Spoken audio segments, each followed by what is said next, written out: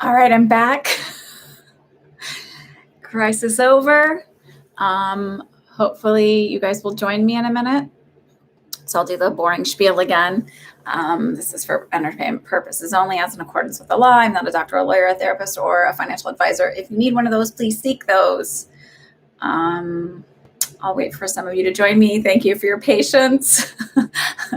It wasn't so bad. It was a little bit of tiny blood, not even a drip. And those heavy toddler shoes, and they don't know their strength, and or preschool shoes, whatever. So she's okay, but also like sometimes moms are the only ones they want, right? So I'll wait for a few. Hi, Tiffany. I'll wait for a few of you to come back and join us. I want to make sure Allie's here. Good. Is Starry Sky here today? Hi, homies. Is it humies or homies? I don't know which one I'm saying. So we're back. Thank you for your patience. Sometimes when you're in mom mode, you just have to. I've actually never had to. One other time I've had to interrupt in a private reading to do something crazy, but I think that was it. My kids are usually pretty good. All right, Nicole, I'll check. So I'm going to give you just a couple seconds here for everybody to kind of join us. I hope everybody is well.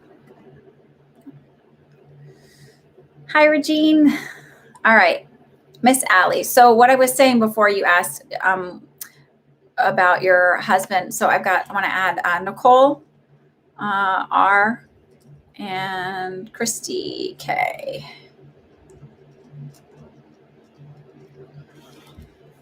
Each of them have just one question. So Allie, you were asking, I do feel like you'll move to Westchester. I feel like it'll be 3 to 4 years. And I feel as though, it's the feeling of him not being from around here. So I don't know if it's that you meet him in Westchester and he's from Westchester, or you meet him where you're at and he's from, like, but it feels like not from wherever you meet him, he's not from originally there, or something like that, or it's not from where you are now. I'm not really sure. But it feels like not from the area.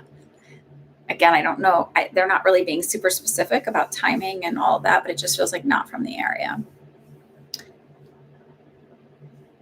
So I would say not from around your area. Maybe he's from Westchester and that's how you meet him there or something like that. And that's what makes you move there. I don't know. It's just not like fully telling me.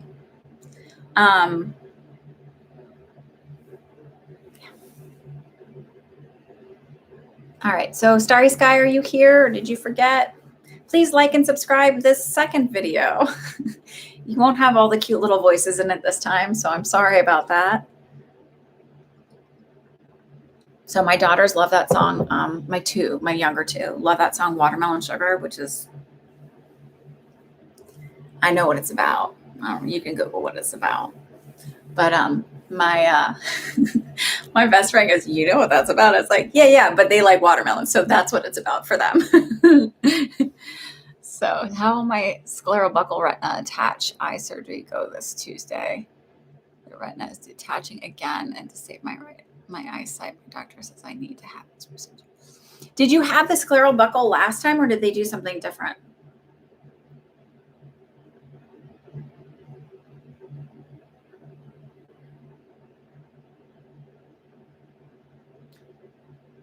So I feel like it's going to go fine. I felt like it was going to go fine before, but I also feel like there's so much anxiety around it that, like, you need to ask him to prescribe you like a Valium or something to help you kind of chill until then. Because I feel like that elevates your blood pressure, which is like kind of like, like you really do need to have something to help you relax. Like I would tell you meditation and deep breathing and all of that, but I really do feel like something medication wise might help you kind of relax a little bit.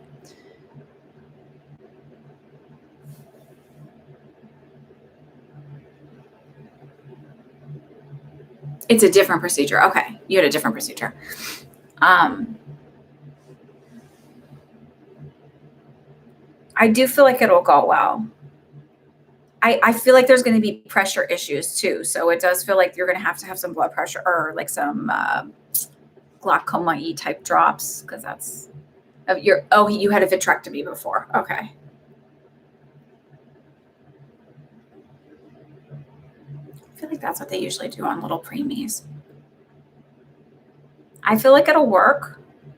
But I also feel like, again, like you need something to help you relax. Like, and it's not just a matter of, so you need to talk to your doctor about like the anxiety surrounding it. And because I feel like that's sort of pushing your blood pressure up, which is like, I feel like any small change of your eye is going to be really sensitive to it.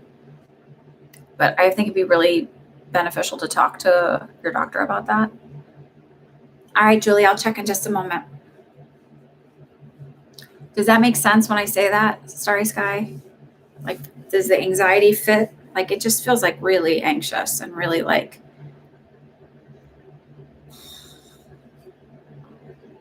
I don't know if it's legal where you are, if you can, and it's in line with your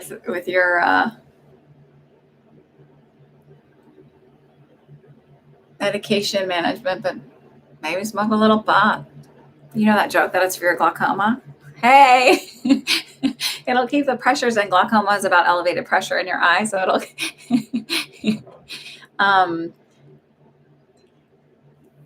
my sister had the surgery. She had one of my sisters had 3 retinal detachments. So, and that, I know that was the first one she had was sclerobuckle. So I know it's nerve wracking. Actually, I have a friend that just recently had, I don't know which procedure he had, but he actually recently had a retinal detachment. It's weird, right? Because it's not that common, but I do feel like it'll go well. I feel like it'll, but I really keep feeling like that pull to like making sure that you keep your anxiety and everything down to help keep your blood pressure down.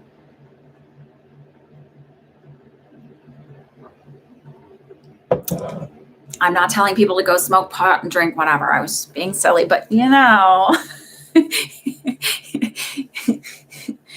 if you make that choice and it's in line with your doctors, if he recommends it and you live somewhere where it's legal, hey.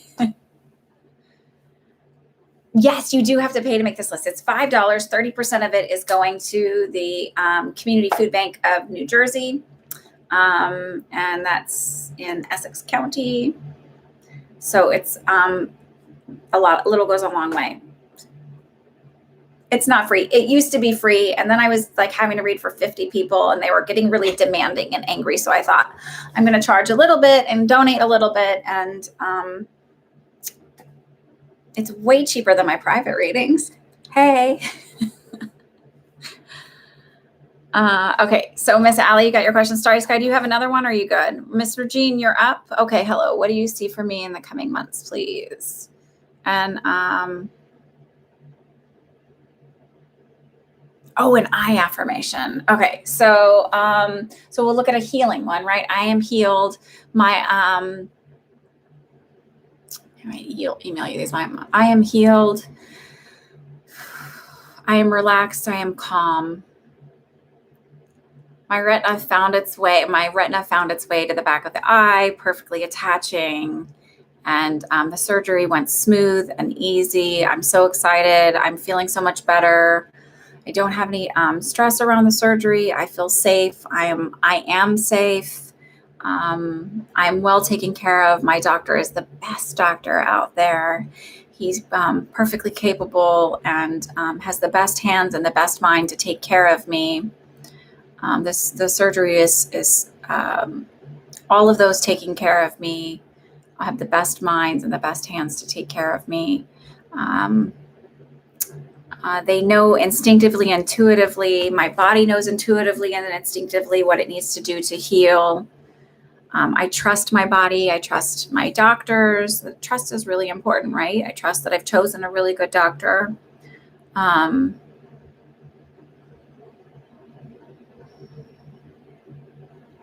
You can do going back because you go back for a checkup afterwards. My doctor was impressed with how quickly this healed this time and how well the surgery went. Everything went smoothly.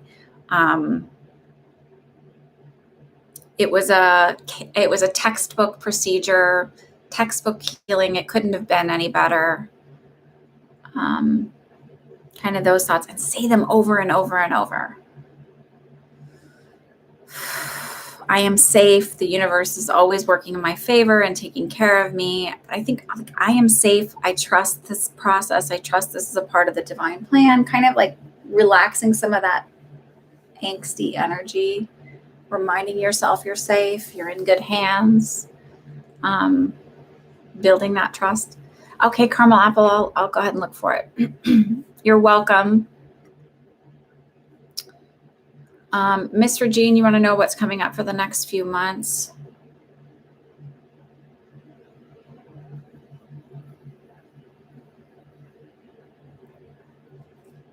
All right, add Julie for a question.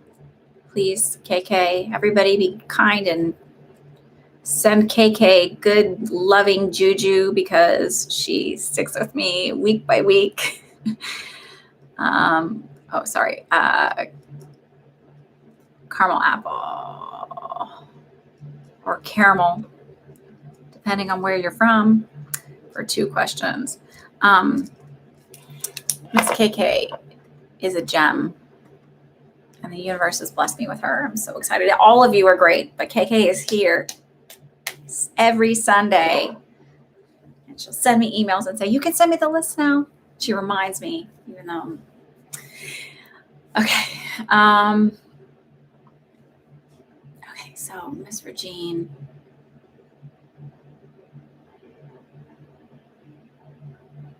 This is weird the way they're showing this to me, and I don't know what this means. So just go with this because it's definitely metaphorical. It's definitely not literal because I don't see you joining the circus, actually. But it's that feeling of like being a part of like kind of just like rejoining the circus or like being a part of the acts and the, you know, like if you ever go to like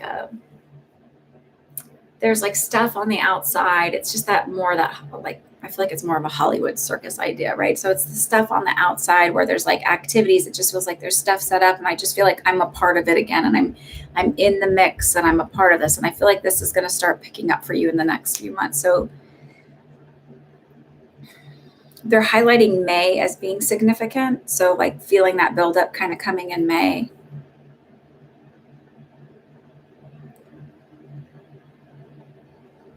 And you guys, I do feel like there's going to be more in-person gatherings and more. I know like we keep seeing this, like these different variants are coming around, but I do feel like for the most part, there's the vaccines that are already out are successful at having some protection against them. And I do feel like people are really starting to like, okay, I want to like whatever I need to do to get things rolling again. It doesn't mean we're not wearing masks necessarily, but it's that feeling of like things kind of picking up and being more social and more interactive again. And like, I don't want to call it the new normal because that's like annoying, right? But like we're adjusting. We have to make adjustments and keep moving. And that's just sort of like, it's like when you're working and you're on a shift and a code hits, like you adjust, right? So certain people go and they help with the code, and other people, like I've helped with the code or I've helped with the floor and gone to the nurses that are in the code. What are your other patients need? And like start picking up, you just adjust. So it doesn't mean there's not chaos and there's not stuff going on. You just adjust and you make it work and you make things happen. So it's just that feeling of like feeling like I'm alive again, kind of feeling. That's what I see happening over the next few months. And it does feel, especially around work, like just it feels like it doesn't feel like the drudgery of it anymore. I mean, even socially, but it just feels like I'm out there, I'm doing more. Again, I don't actually see you in a circus, but it was just like a part of the circus again, kind of feeling like. So maybe the circus of life, you know, it's just a little kind of crazy sometimes. Do you want anything more specific? You want me to focus on something more specific? Because remember, again, when you guys go general and you want one question and you want it done in a couple minutes, I'm like, what do they show me first? And that's what I go with. And sometimes we have, you're welcome. Sometimes we have this idea of where we want to go. And don't be embarrassed to ask any questions. There's no judgment here. There's no shame here. Like, I have had all kinds of questions myself when I've gotten private readings. And so like, and I've had all kinds of people I've read for. We all have different lifestyles. Maybe work mostly. Yeah. It feels like it's going to be picking up and feels like more active and busy. And they're highlighting May to me specifically. So that might be where that's like your jumping off point where it kind of starts to take off.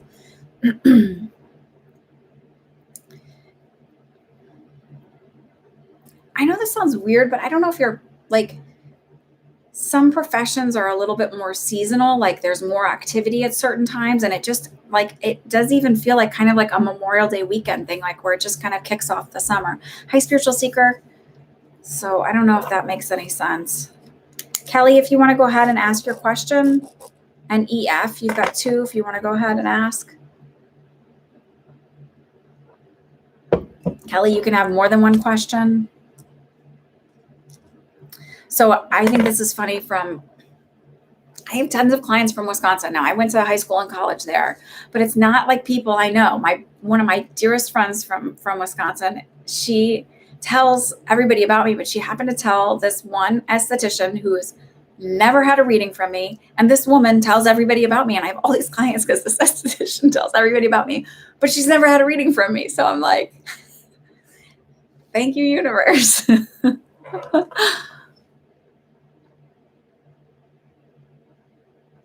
You're struggling with the decision of whether or not to have surgery, and I want to just make a decision either way. So first of all, I will never tell you what you should do, okay? Because it's not my job. Because you have to have free will and be empowered. And I don't want to create a situation where you don't feel powerful, right? We're all very powerful beings. So I always set that as a preface. I think that it's even when I was a nurse, I wanted to empower my patients. So when they would say like, when they were there and they needed to remember that they were strong individuals, I was the nurse kicking their ass into gear to do that. Not because I did it with kindness and love, but because when you have something happen, you feel like defeated and you need to be reminded that you're strong and that you can do this, right? So that's why I approach my readings the way I do. Okay, to preface that.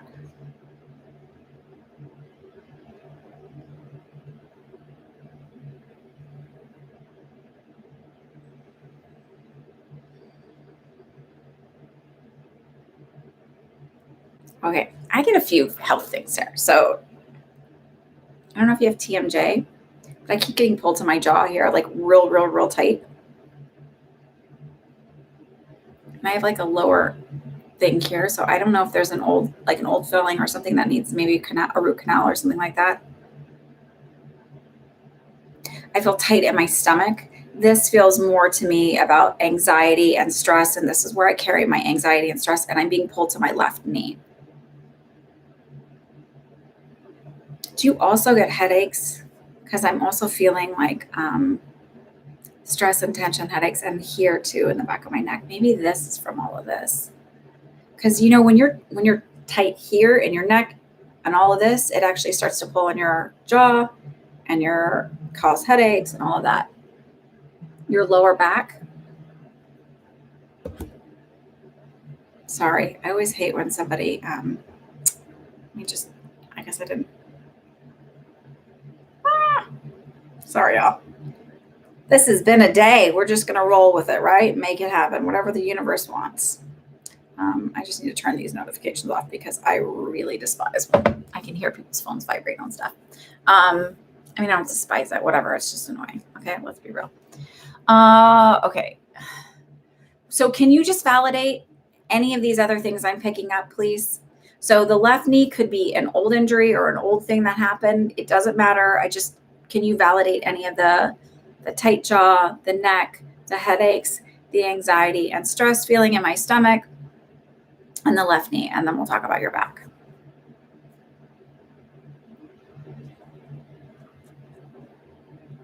Like, I feel like you're a worrier. I feel like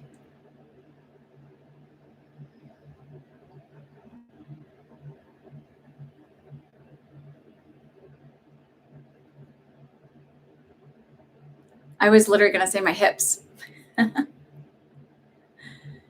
I wonder,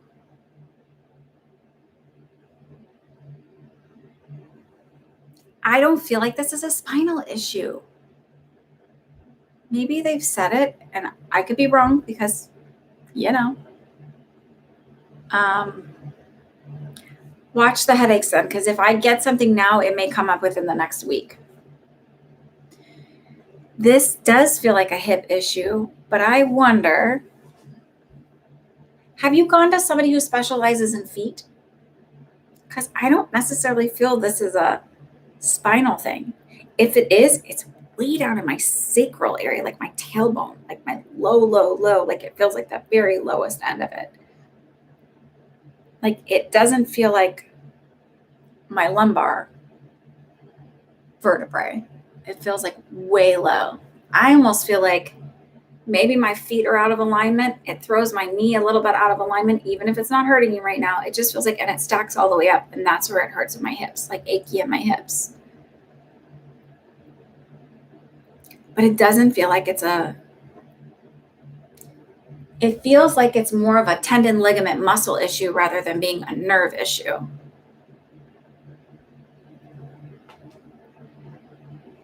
And I can't help but wonder if physical therapy and or chiropractic, like somebody who helps kind of realign you, would help that over surgery. Have you tried all of that first? And have you had your feet looked at? Like, do you overpronate or oversupinate? So over or under pronate. So that's like when you walk on the outer edges of your foot. If you overpronate, you're going to walk on the inner edges of your foot.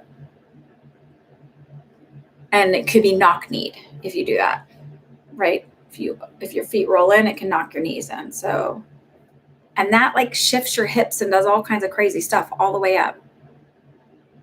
Look at the way are you knock-kneed or are you bow out? But look at the way your shoes wear. All of that can cause problems all the way up, even up into the neck. Is your jaw really tight? Do you have TMJ or do you clench a lot?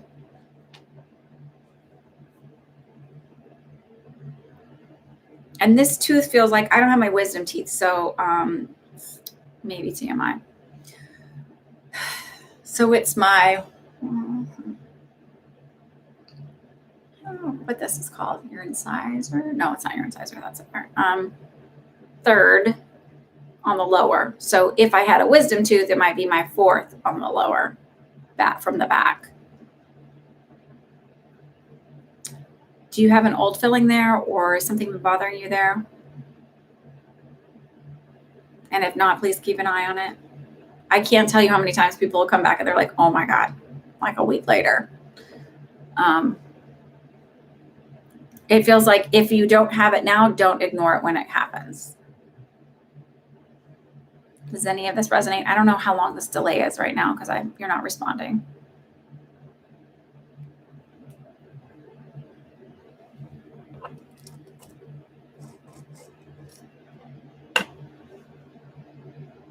It's the lowest part of your low back.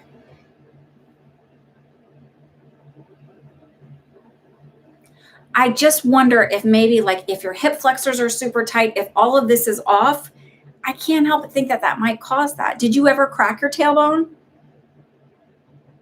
It doesn't feel like neurological.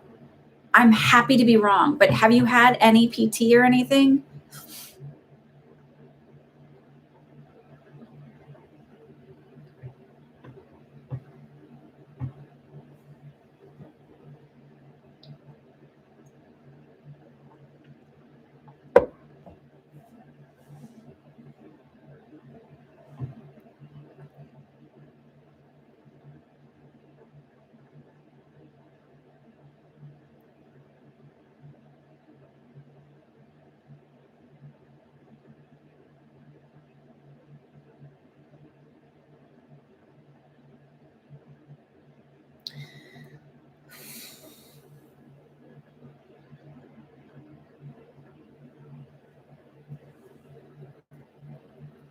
Hang on, I just have to do this because I can't get out of feeling that from you. And I need to like release some of that pressure.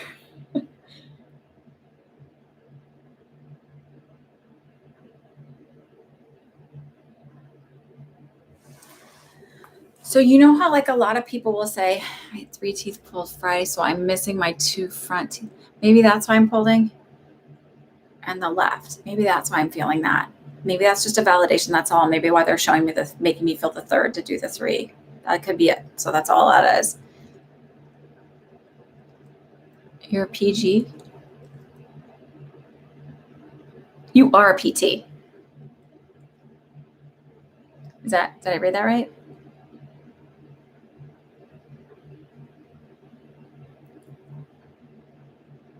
Oh, this is the right side. Did I say left side before? This is my right side. Seeing my front, 2 front teeth. Wait, what's a PG? You're a physical and a massage therapist.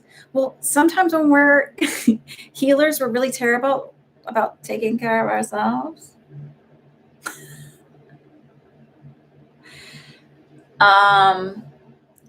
So do you, it just doesn't feel like a nerve thing to me. It literally feels like a muscle tendon thing. I'm happy to be wrong. It's just the feeling I get, like, because I feel it like wrapping around.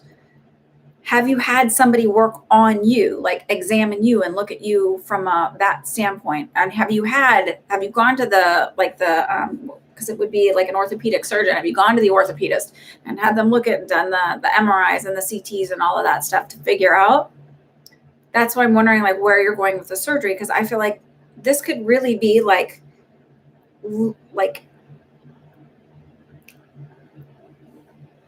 I just feel like tight around like my hip flexors and everything like that. And it just feels like if I loosened all of that up, that's all I would need. I don't feel like it's a impingement of the nerves. And I also feel like they're pulling me to that, like that feeling that I get when they show me that it's like the stacking up isn't lining up right.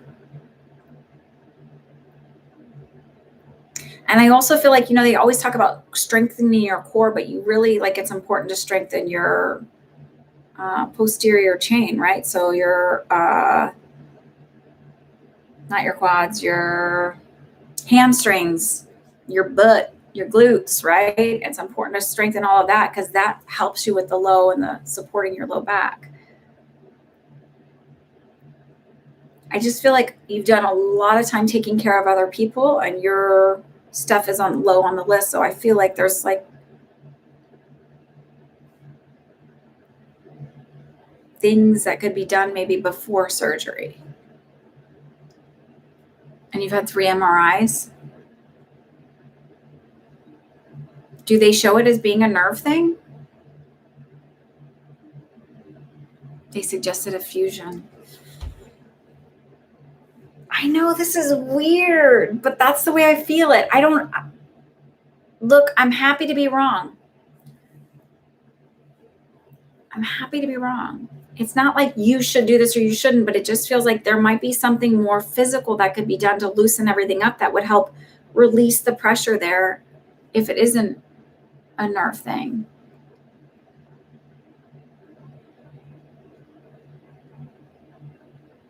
So let's look at it a different way, because I'm looking at it like, what does it feel like to me? Because that's what it feels like to me. Obviously, you have an MRI. It's showing you something different. I feel like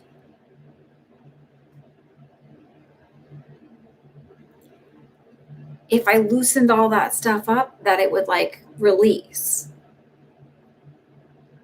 the pressure. Now I'm going to look at it a different way. Okay. So let's look at it like, if you have the surgery, will it help you, rather than looking at what it feels like physically to me.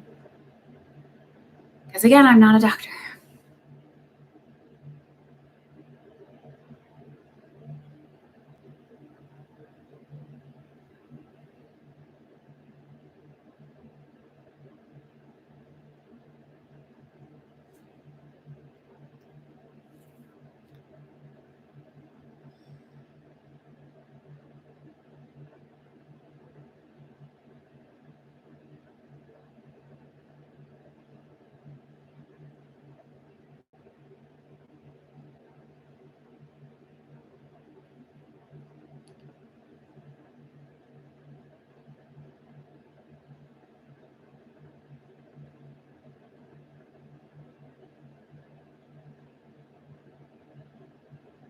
I feel like it will be successful. Like, I don't feel like it's a bad thing to do.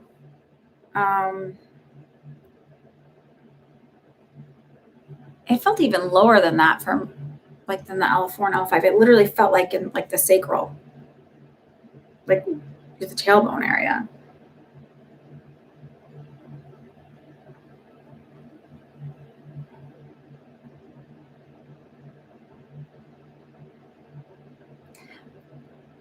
I still feel like all of this other stuff is tight too, though.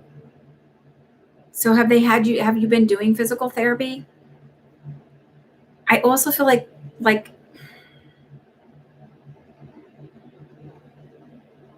there does feel like other parts of your health like that will get a focus on it too. So I don't know if it's because of the surgery or what, but it just feels like eating better, taking better care of myself is it like managing my weight better, things like that. Like I'm leaning towards that.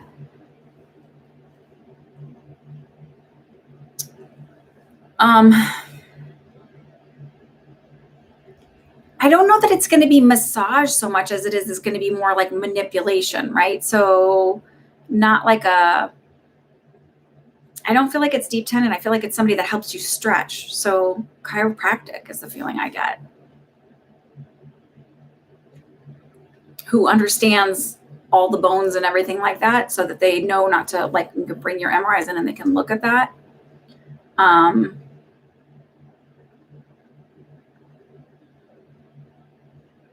I don't feel strong on the acupuncture, and I think acupuncture is great, and I do think it works for some people.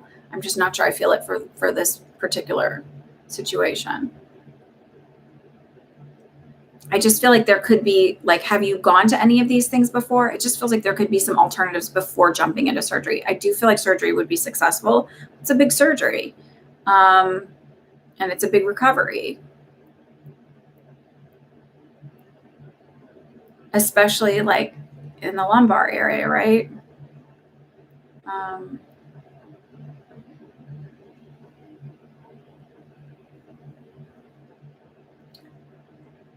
So all the way down, like your tailbone area, below the lumbar area. The lumbar doesn't go all the way down to like when you think of your tailbone, it doesn't go all the way down.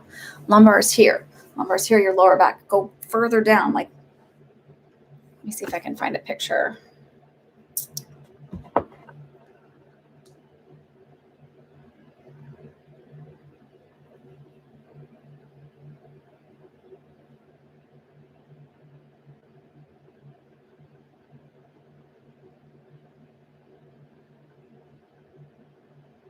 Oh, I'm sorry. I'm thinking sacral coccyx area. So sorry, my ring light. So your lumbar, your 4 and 5 are here. Then you got your sacrum and your coccyx down here. It feels down here to me. Like I feel it way down there.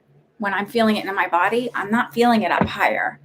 And it's funny because my husband has a ton of back issues, and I don't usually like tap into a lot of his stuff. I was like, and he was really hurting the other night, and I was like, oh, is that down here? Like I could feel it. It didn't. It was his was lumbar. Yours feels much lower to me, like sacral coccyx area.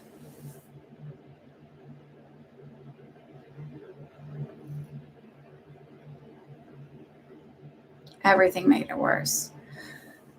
So I just would look at like, I would look at my chiropractor focuses on, sorry guys, I know this is taking a long time. My chiropractor focuses on like, I don't know. It's like he's more holistic-y, so he looks at everything. And I also feel like do it consistently, show up for yourself. I also feel like you need to lose some weight. And it just feels like that would help too.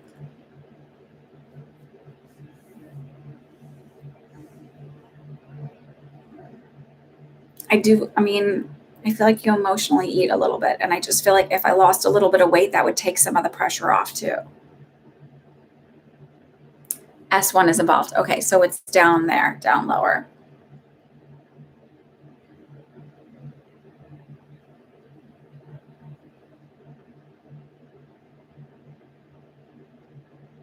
It just feels like I keep wanting to like if I was flat, like pressing my hips forward to kind of like pop it out. Like that's the feeling I get. To me, it doesn't feel, again, it doesn't, I know you said you have impingement, it doesn't feel that way to me. It feels like if I loosened everything else up, it would like let everything breathe.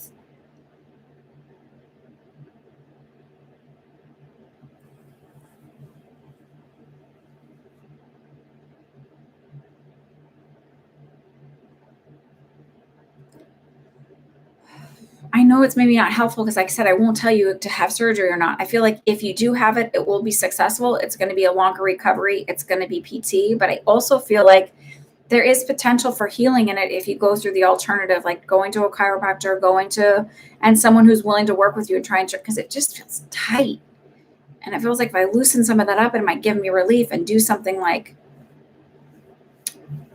there's a lot of yogis who got started in yoga because they had back issues and it like slipped, herniated discs and things like that. And doing that, loosening up all their muscles and their ligaments and everything really kind of helped everything, and their tendons helped everything kind of relax in their spine and get them back into alignment.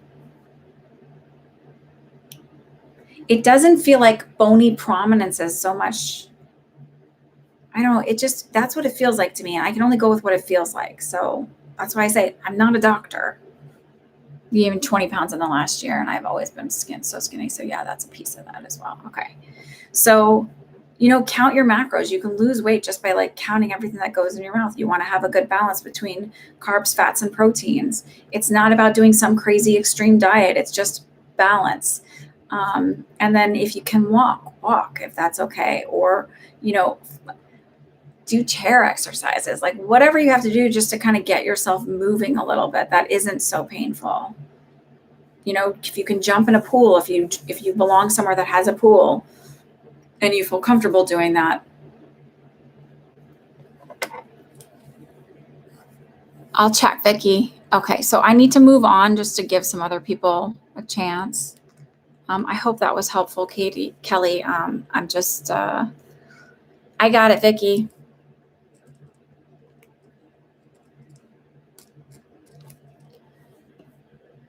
Like I said, I'm not a doctor, so I can only tell you what I feel and all of that. I hope it was helpful.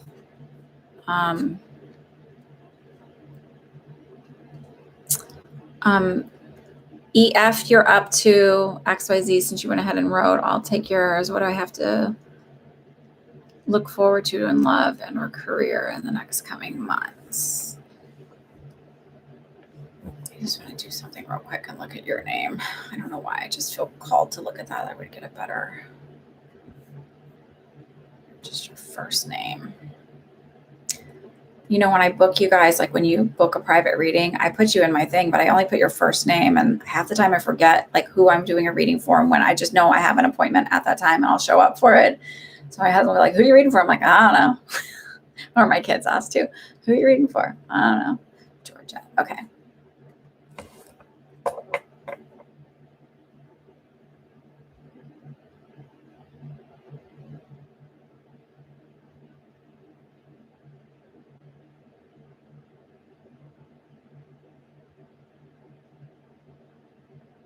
I don't know if you're working from home or what, because it just feels like more of the same from work. It doesn't feel like anything big, but like as far as love, I feel like a pop of excitement at the end of May. Again, it's pulling me to the end of May, like that last weekend of May. So maybe there's something going on like astrologically that kind of like opens up the energy where it's okay, XYZ. It's not a big deal. EC. Okay. So don't worry. Everything works out the way it's supposed to. Kelly, I hope that was helpful for you.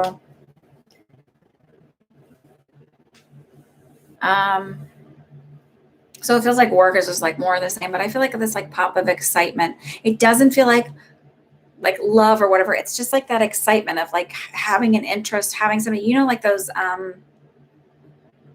when you first meet somebody and you're like excited about them and like you're, like wanting to get to know them and all of that, kind of like all those happy little things. Yeah. My friend and I in college would go, anyway, sorry. Stupid things that remind you. Okay. So, That's what it feels like to me. It just feels like that little pop of excitement, and it happens like at the end of May. So, but they're not showing me like this is the love match of your life. It just feels like that excitement, maybe because everything has been so stagnant. Maybe you haven't really met anyone that kind of like catches your eye. It feels like that's when it happens. All right. EC. What does Spirit say about dietary changes I'm making?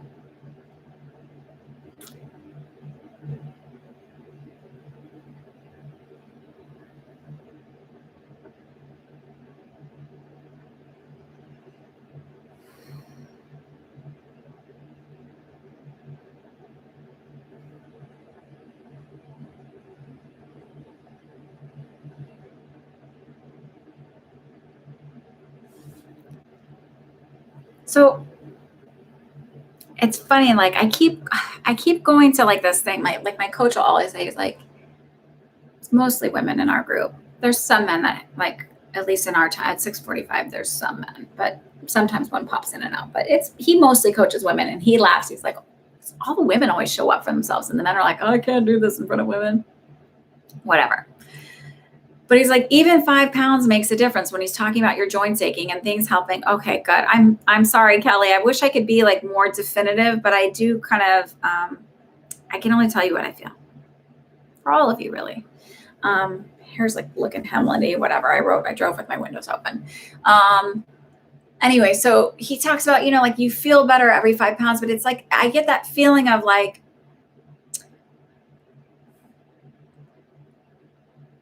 I need to change perspective on how I'm approaching it, because I feel a lot of disappointment energy around it. I feel like, when you're in that space of like not feeling good because I'm not where I'm at, or it's not happening fast enough, or I don't feel better fast enough, or I don't like, and feeling like I'm still focusing on the lack versus, or just the disappointment of it. Right. So it's not moving fast enough, or the scale's not moving fast enough, or my feeling better isn't moving fast enough. Because, when you change your diet and you're like trying to clean stuff up, especially if you're looking at like food sensitivity stuff and you want to feel better, if it's not happening as quick as you want, you kind of like, oh, what is going to take to like make this happen? And it feels like I'm focusing too much on that. I've been like doing my workouts with my coach, and I haven't since August. And I'm not always great like with counting, because it gets tiring. Like also like it's a ton of protein. Holy shit, it's a ton of protein.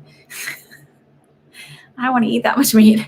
So I like have all these like protein powders that like kind of bump me up, but it get like sometimes it's draining and you're like, okay, I got to take a break from this for a while. But it just feels like a huge part of it is your outlook on it, right? So I have to like look at my body. It's not perfect yet, right? But I'm like, it's really like, I'm really proud of it. And like all of like from a manifesting standpoint, sometimes it's hard to look in the mirror and go, but my legs are perfect, or like there's no more cellulite, or there's no more this, or there's like I've got muscle, I've got tone, I've got whatever. Like it's hard to see it when it's not there, or when it is there and you don't want it to be there. So like what I found works for me, and I'm like, oh, that actually does work, where I'm like, oh, this is gone. Like I just kind of like, I might touch my tummy, or I might go like, oh, look at all that, this is all gone. And this is like, I know you're like looking at me, whatever, but I do that way to be like, oh, look, I have so much more definition. And I really get excited about the little tiny little things. Right. So, and I feel like just being kind to your body, instead of going like, ew, oh, it's not happening as fast as I want. It just feels like getting stuck in that mode.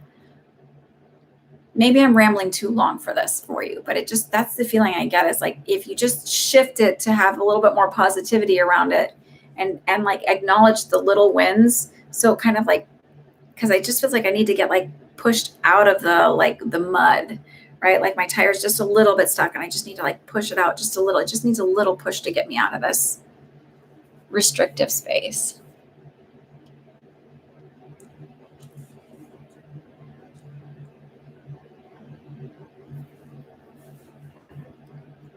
So then maybe you feel that way because you're still in the first few days of it. I got to be honest with you. I don't think it's all those foods that are bothering you. It feels like figure out the 1 or 2 foods. So slowly reintroduce one by one once you've been off. But because it's really hard to maintain those really restrictive diets. It just really is. So it feels like once you figure out, like once you have it being restrictive, say you're doing like a FODMAP diet, right? So you're cutting out like things like tomatoes and onions, garlic, whatever, or certain oils, soy, whatever. It feels like I've cut out a whole bunch of stuff for like say 2 weeks or whatever. And then I'm going to slowly reintroduce one at a time. Oh, that one doesn't bother me. I'm okay. I'm going to keep that in because it feels like you need that. And also like shifting the perspective really, because I just feel so like about it. And that manifesting wise, that doesn't do anything for healing and it doesn't do anything to propel you forward. It just keeps you maintained in that stuck spot.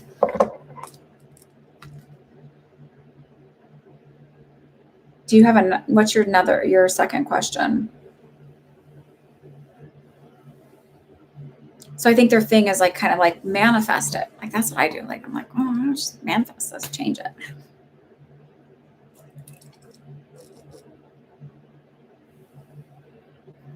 Devery, you can ask your question now too. What can I do to feel less restricted? Time constraints in my everyday life.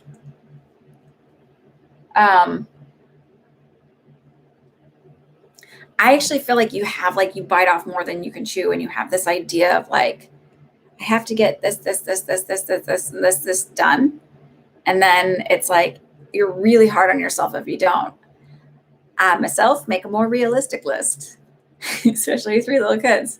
What are the 2 things I want to get done today? Some days it's like, what's the one thing I want to get done that I'm going to feel accomplished? And then anything else is just a bonus. So it just feels like also like saying no to some people is really like, learn to say no, learn to say it's not necessary right now, but I can do it here. Like you don't have to say yes to everybody and feel like you're balancing all these plates. Because it does feel like there is some choice in some of this, but it's also like having a really hard time saying no to people. Saying no is awesome. The other thing is like people get really afraid of like, well, I don't want to ask because I'm like, what's the worst thing you're going to hear is no. Who gives a shit? You're just right where you are when you started. It's just no. Okay, so self-care doesn't have to be, start small. It doesn't have to be an hour of meditation a day. Take 5 minutes in the morning and just do your I ams. 5 minutes in the morning, that's your meditation. That's it. That's setting your mind straight. If you're going to do exercising and things like that, and you're looking for where am I going to fit that in, you don't have to do it every day of the week. Pick one day and start with one day and put a walk in. You can move stuff around. You don't have to be that restricted. It's also like a mental mindset. You look at people who are super, super successful and they're like, oh my God, where do they find the time? They get up earlier in the morning. They go to bed earlier at night, like, right? So they start their day off earlier versus ending it really late. They are more refreshed and they get up and they get moving. Spend 5 minutes, write down your manifesting stuff if this is what you want to do for self-care. It's also deciding, I have enough time. I can do these things for self-care. So instead of going, where am I going to find it? Just decide you have enough time and the universe will work its way in for you. So my commute's shorter than it was, or it's like I get up earlier, so it's easier for me to do this stuff. Because it feels like, I feel like if you exercised, you'd be, and even just a little bit, it's like I would have more of the energy. Because the way I feel is like I'm sort of on this like cycle of, I feel like you don't exercise, so that's why I'm going this way. So just, if you do, I'm sorry, but that's the way of feeling I get. It's like I don't exercise, so I'm tired, and then it's like I'm tired. Like I'd rather just sleep, and it's like just that first week or whatever, push yourself, push to get up and go do it.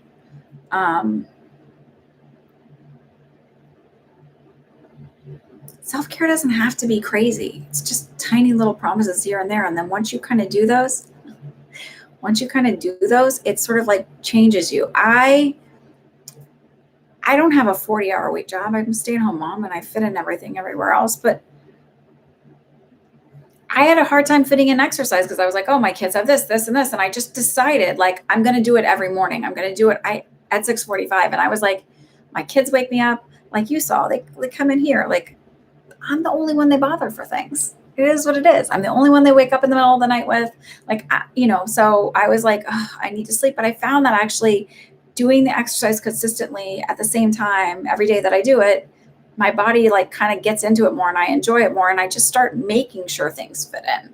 And I started saying like, no, I need this time. Like I deserve this time. So do whatever it is that you want to do, even if it's like 20 minutes in the morning, get up and do something. Go like walk around your house in circles. I don't know. My mom walks around our apartment. Maybe she's gonna be mad if I out her on this, but like that's her thing because she's been like she's like the total quarantine lady who like goes and picks up, like gets the curbside pickup for her groceries, and she does all of her stuff. She doesn't see anybody. I'm so excited to be here soon. So, but she'll walk around her apartment for exercise. It just feels like really like that. Start there, pick that and do it. Start with like every Sunday I'm going to go for a walk, or every, like you don't have to be like crazy about stuff. Don't feel like you have to go full tilt to take care of yourself. Just pick one thing and do it for yourself and be kind. And then you go, okay, I can add in, I actually have a little bit more time. I can add in a little bit here too. And then when you're doing the exercise, like I feel better. My body's happy. Like be kind, celebrate it. But it's really like, I hate to say it, it's kind of a choice. And also learning to say no to some people. Like, I can't pick that up extra this week. I'm sorry. Saying no is just such a good feeling sometimes, especially when you've always been like the helper and the, yes person and stuff like that. All right, Debbie wants a general. All right, I also want to say this here. Umi's was so kind and they said she's honest, and I am honest. And so if you email me on the side and you're like, because people do this, were you just being nice? Fuck that. No, I'm not going to blow smoke up your ass. I'm not going to tell you what you want to hear. And it's not because I'm a meanie pants. It's because that's what I think friends should do. It doesn't mean you have to be horribly rude or anything like that. And because I think it does everybody a giant disservice if I just tell you something to be nice. So if I'm telling you I see something, it's because I see it. Does it always happen? No, nobody's 100% correct. But I'm not going to tell you stuff just to like blow smoke up your ass and make you feel better, because I don't think that really helps. I think being honest and telling you like, yeah, there's work we have to do. Like, that's what they're telling me. Like, that's because that helps you. Okay. All right. So, Miss Deborah, that's it.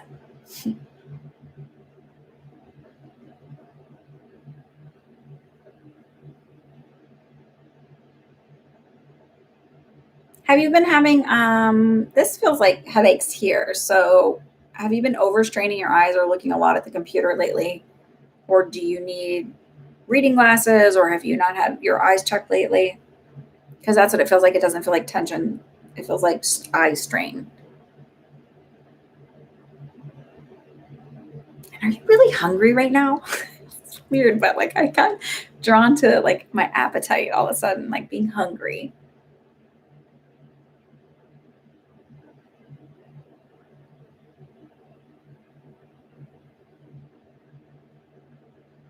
I also feel like you need to get up and move more, because I just feel that like I've been sitting a lot and I need to get up and move and get outside.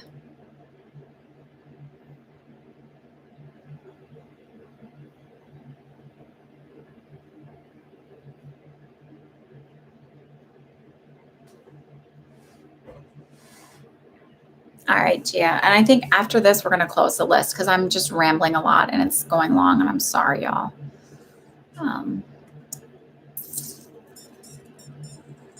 Just check this and see if anybody else donated. All right, so I've got Gia for 2 questions. So Gia will be last. We'll close the list after Gia.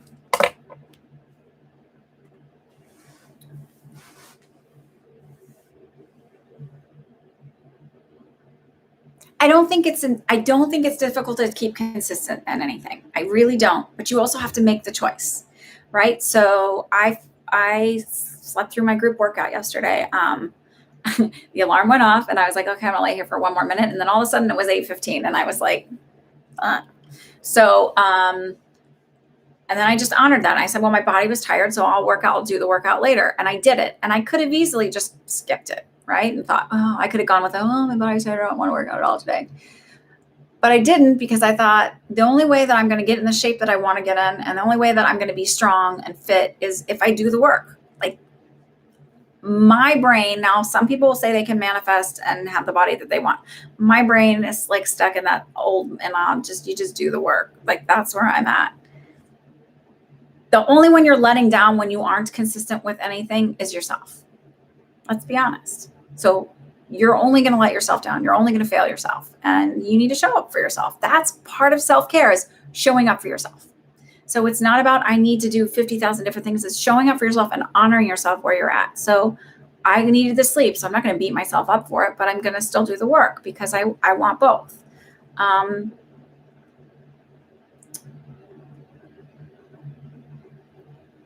I'm going to be real honest. When I worked those long shifts, I couldn't figure out, I couldn't find the consistency, but it was also a choice in and of itself too. I was choosing to not do those things. I was choosing not to show up for myself. I wasn't ready to show up for myself. So sometimes you just also have to be ready. It is a mindset. Miss Jeffrey, does any of that make sense? The eyes and the back?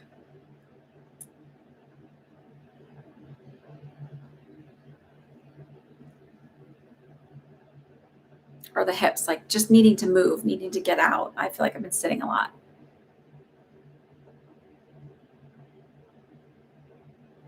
Yay! I'm glad I motivated you. I mean, I really do think that, like,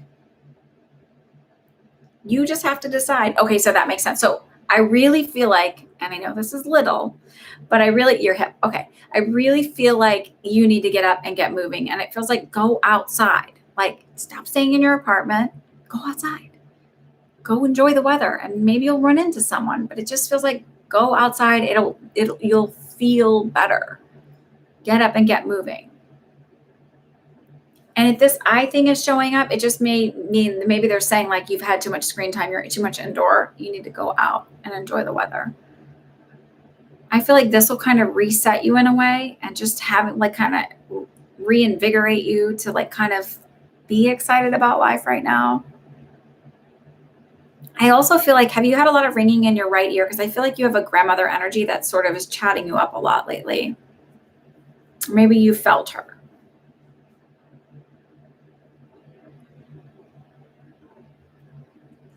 And are you really hungry right now? And that's weird, but every time I'm talking to him, I'm like really noticing, like, I'm kind of hungry.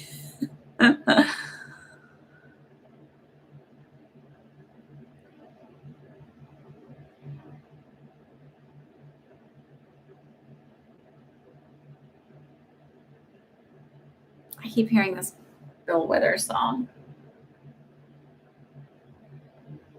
It's called You Got the Stuff. You can look it up on your own. I'm definitely not singing that one for you.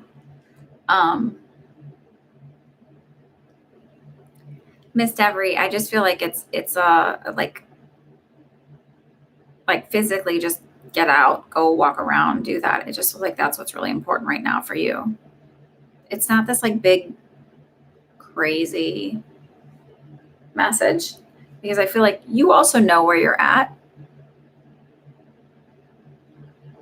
You've not been so consistent in so many things. When I'm working at something, I start to think that eventually I'm going to give up, like all other times. Then you are. That's manifesting. You just need to change that thought process. You need to change that programming and say, like, I can be consistent.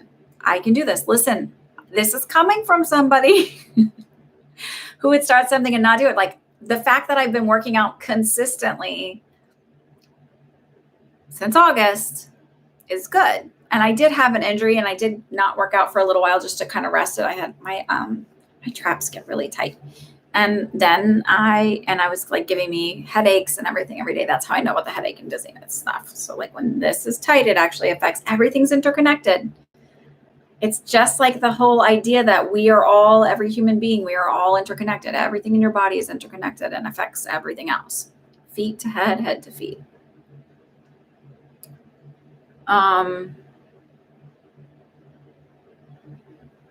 So instead of saying like, oh, I'm not going to do this, I can't do this, it's like, I can do this. I can do hard things. Like I talk to my kids all the time. They're like, it's hard. I'm like, you can do hard things. We can all do hard things. It doesn't mean it's always fun. It's not always fun getting up and working out. It's not. And I'm like, half the time I look at the workouts the day before, I'm like, motherfucker, this like sucks. Are you fucking kidding me? But I hate burpee box jump overs. I hate them. I hate them. And he killed us with it. And like some days I'm doing lower weights than I could the day before or the next day. It's like and I'm tired and I'm dragging ass through it, but I'm there and I'm doing it because it's not that I have to be 1,000% every day. It's that I need to give 100% of whatever the fuck I have to show up with that day. And pardon my English, I'm not going to say French. I won't blame the French anymore. But pardon that. I just like, that's the way you have to look at it. So instead of being like, I have to be this, this, and this, like, just say like, I just need to show up. And some days, like, I learned that after, like, when I got pregnant with my third kid, like my first and second kid, like my first kid, oh my God, I couldn't, like, I was so exhausted. I couldn't string a sentence together. And then I like isolated more because I was like, I can't talk. People won't be able to talk to me. Like, it's just like, so I isolated, right? And then my second kid, it was like a struggle. And like, you worry about the way you look and you worry about all these crazy things. And like by the third kid, I was almost 40 and, and I was like, fuck it. Like I have two other kids and they have to make it to places and they have things they have to be at. And if I look like shit one day, well, then I'm just going to look like shit one day. For whatever I do, I'm going to show up with whatever 100% it is that I have. And 100% one day is not the same as 100% other days, right? So just, that's part of helping to remain consistent is like just knowing that I'm just going to do because this is my 100% for today. And you have to hold yourself accountable. Like my coach wouldn't know. I don't know. Well, he might know. He's pretty good at spotting things, but like, if I skipped or if I did something, it's like, I tell him like I scaled today. I couldn't do this today. And it's like, it's cool. Like I'm honest about it. But like, also I hear in my head, like you're only letting yourself down. You're only letting yourself down when you don't show up for yourself. You are only nobody else gives a shit if you work out every day. No one does, unless you have a job or a contract and you're an actor or whatever. And they're like, hey, we need you to look like this. No one gives a shit if you work out every day. No one cares if you're meditating every day. You are only letting yourself down. So if you feel like garbage, you're the one who has to flip that around. You're the only one who can make things better in your life. I can sit here and tell you like, they're showing me this, this, and this. They're showing me you have to change your mindset. They're showing me it's about your self-defeatist attitude. So you need to do the I ams, like, I am worthy. Because the fact of the matter is if you don't fix that stuff within yourself, not anybody else outside of you, not anything outside of you is ever going to do anything for you. Even if you get it and you manifest the perfect person and they come into your life, if you aren't right here, this is all going to fall apart. Sorry for the lecture. Just it's just like you just have to show up for you because nobody else is going to do that.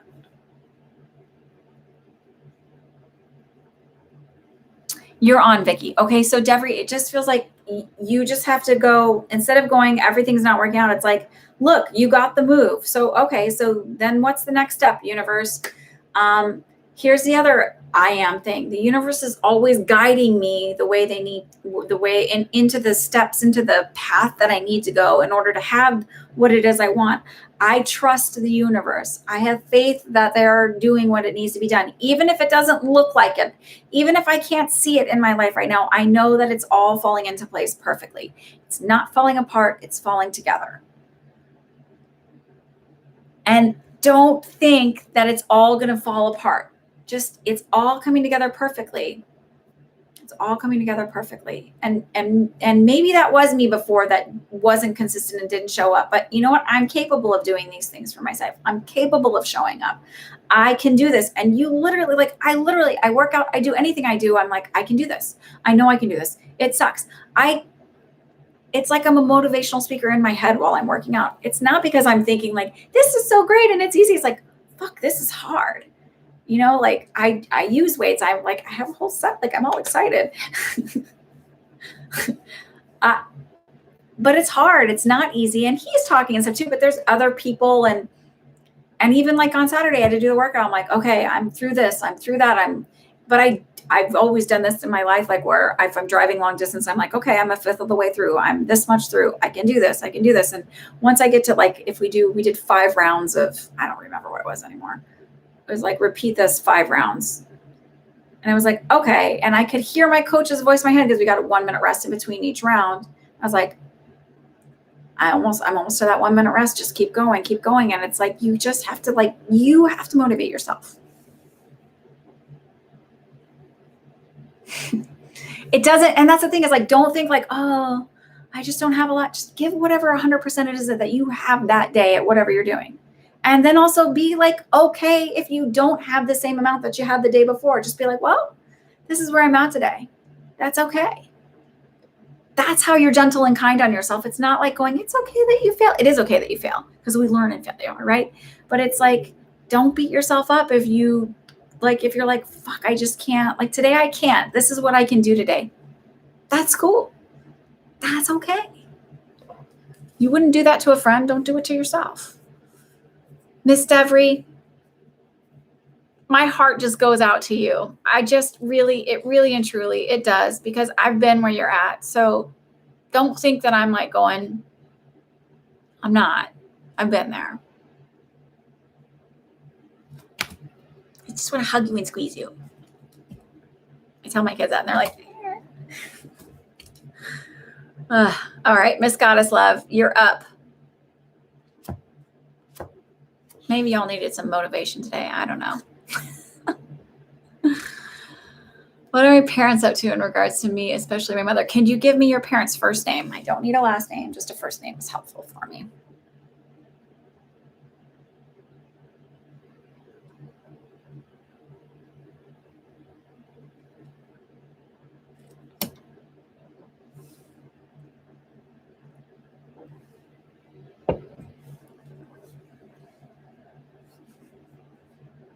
I think I had like enough shit in my life to where, like, you know, my mom worked full time, was a latchkey kid. My parents were divorced. That's not the sad story, but like, whatever. So many people have that story. There was a lot of other stuff, but I had a lot of like stories in my head. And I just thought, well, that's what other people could do. I can't do that. And then I just finally decided I had to make the choice. I can do this, you know, like, as far as like working out, like I want to be in really good shape. I want to have a fit toned body. I want to feel good, like in my own bones. And I want to know that this is in the best shape that it can be, because I want to live till I'm over 100. And I've been told I'm going to live till I'm over 100. And I've been told that I'm going to be healthy. So I got to do that now. I got to do that now. But I've watched this 73 or 4-year-old woman who just started working out like in her 70s. And she was fucking ripped and strong as hell. And I'm like, if she can do that, I can do that. I have zero excuse. And even though my coach motivates me, he doesn't go, why weren't you at workout today? Like if I miss, like I have to be there. I have to show up for me. Mary and Duville. Am I saying that right? Or is it a long U? Duville. Short U, long U. Hi, Sandra. Listen, y'all listen to me ramble here, so thanks for listening.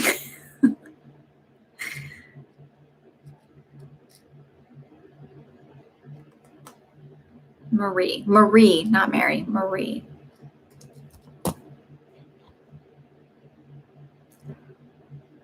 Are you from like the West Indies? Because I just got this really strong island feel with around your mom.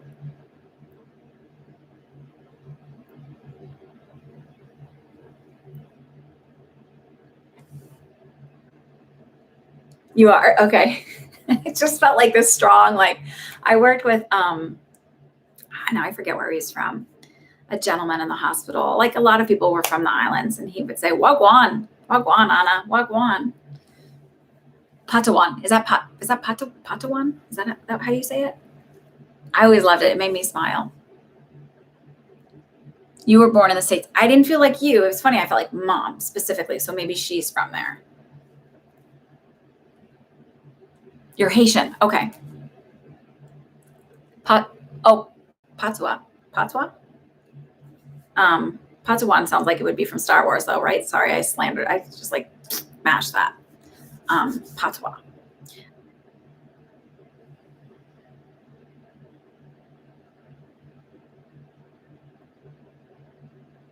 I know with you, maybe your mom is like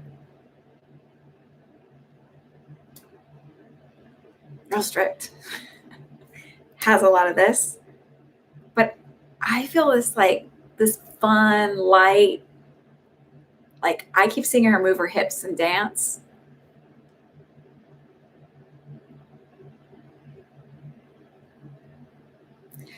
She has a lot of expectations of you, is the feeling I get. Just a lot of expectations. What do you mean her plans with you? Because I just feel like she has a lot of expectations.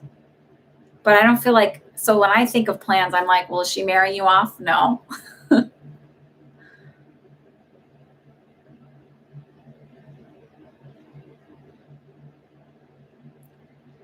Like, she's hard on you, but she knows how capable you are. She knows like how smart you are.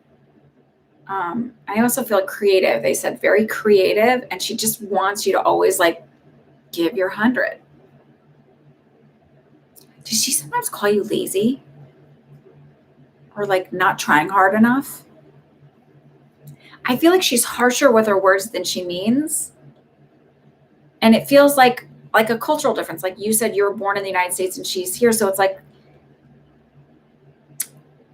you have the Haitian, like whatever, but I feel like, so there was women that I worked with that were Filipino, and they would say things like, and I love Claire to death, and Claire passed away, but she was my mentor, and she would say to me, she'd be like, "You're gaining weight on her." She'd make comments like, but culturally, like that was normal for them. It wasn't seen as like offensive, but I was kind of like, my American white girl, whatever, like, and so it just feels like she says something, and even though you grow up in that, it still feels more offensive than she means it. Like the intention and impact are totally different. She's smearing your name.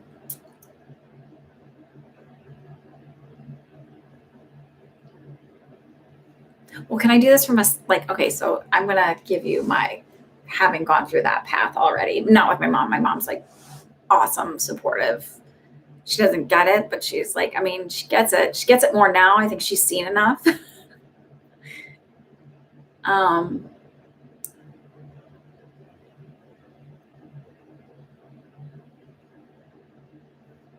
she loves you. So I want to say that. And that's maybe the mean stuff she's saying that I'm feeling like.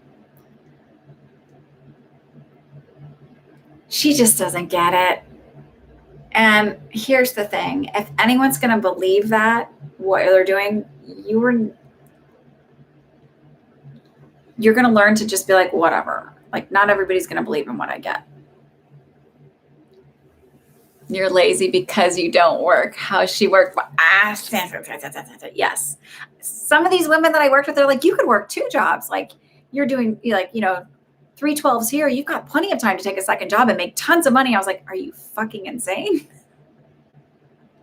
But that was like their mentality. So look, that's your mom's mentality. Maybe her idea around money is you have to work hard to make money. But we know that's not real, right? Like you don't have to work 8,000 hours a week to make money. Do that if you like that, but you don't have to kill yourself. Like that doesn't have to be your way. Right. So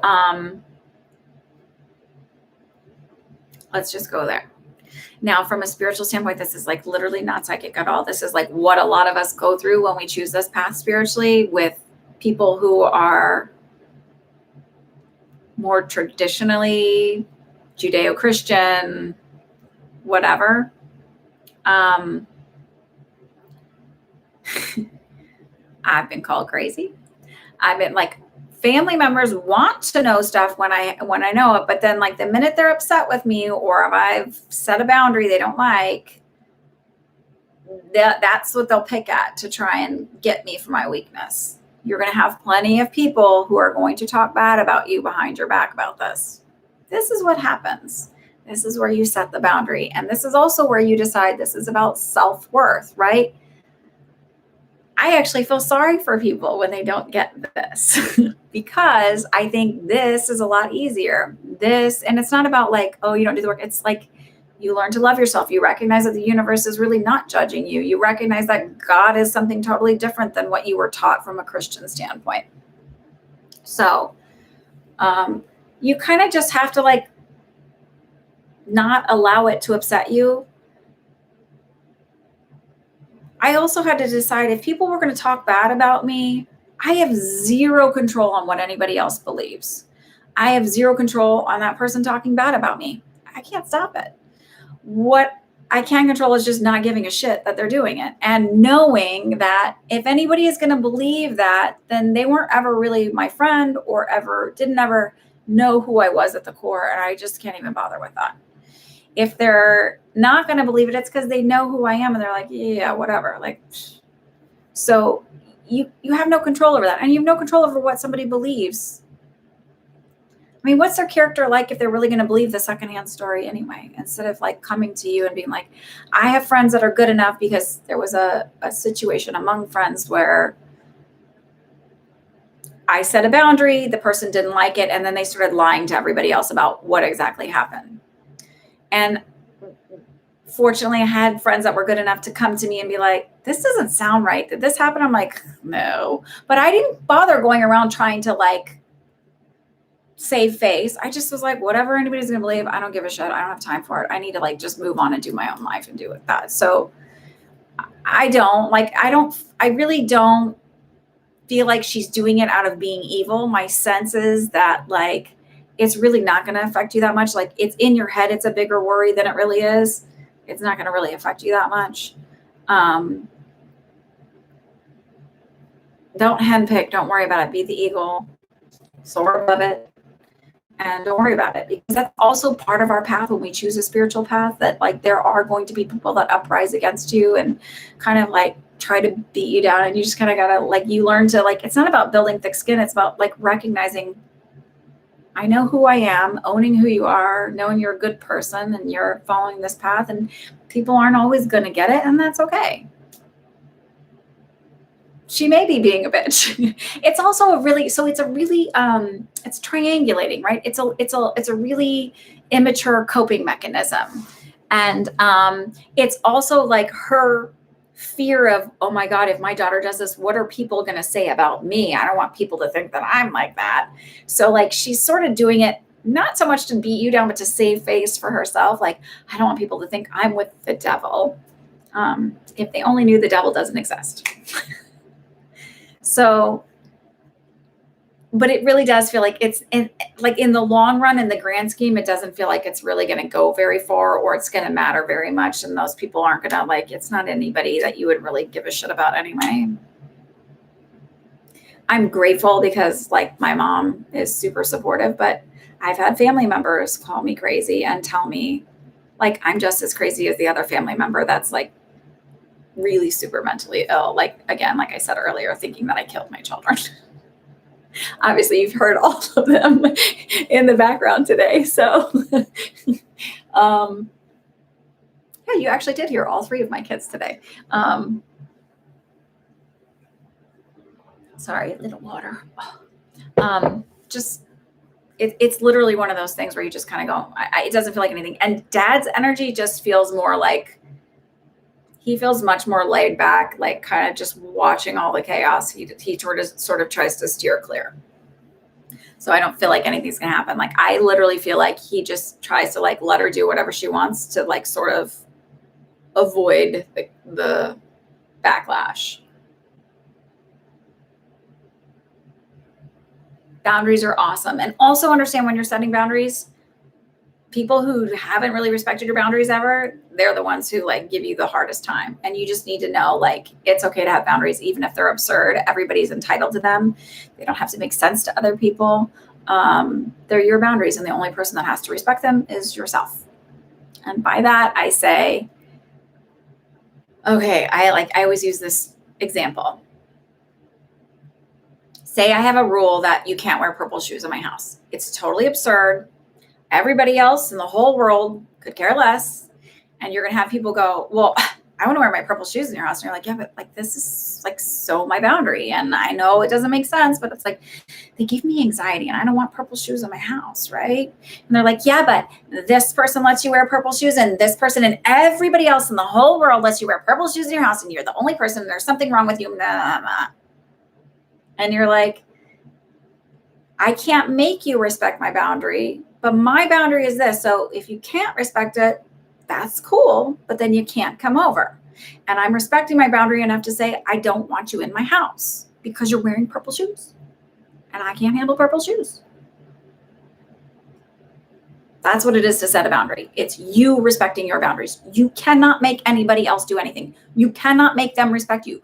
I don't care how much you want to beat them over the head with a bat. If they're not going to respect you, they're not going to respect you. You have to go, I can't deal with this. This is my boundary. So as much as I love you, maybe we'll hang out at the park and you can wear your purple shoes, but I can't do purple shoes in my house. Just respect your own boundaries and know that you're going to get kicked, you're going to get pushed back. And I feel like your mom eventually will kind of like, instead of being like nitpicky bitch, she'll be like, whatever, your stuff. Or she'll do like, I'm like, I'm telling you, these people, some people in extended family will like literally like, they'll say, how are you doing? They don't want to know how I'm doing. And like, if I talk about any of this stuff, they're like, and they leave. They'll do that. And like, I just go, whatever. Like, I don't really care. And like, I went through a long time of like hoping they would accept me and like support me and really get it and like understand that I'm what I'm doing this for, but they're not. That's not who they are. And like, whatever, I don't care. I don't need them to validate me to feel valuable. All right. Did you have one other question? Because you paid for two. Nicole R., go ahead. Christy King, go ahead. Start typing your guys' stuff.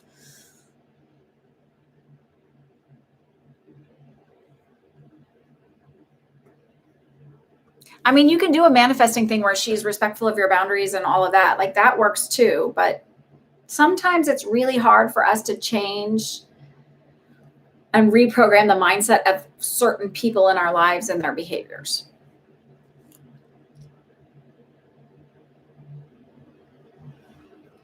So this time right now is specifically about a time of growth and about a time of repatterning, and it's more about internal growth and repatterning and finding your own strength, sort of like everything that we've been talking about. That's what this is. This period is your like, get ready, because as it gets bigger, you're going to have more people say things, and this is like to develop that value in yourself and that confidence in yourself to understand like, I don't need anybody around me to get what I'm doing.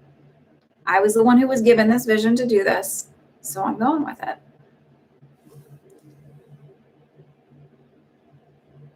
Christy 09, I just want to answer yours quick because it's a quick yes or no. I feel like yes, it will be.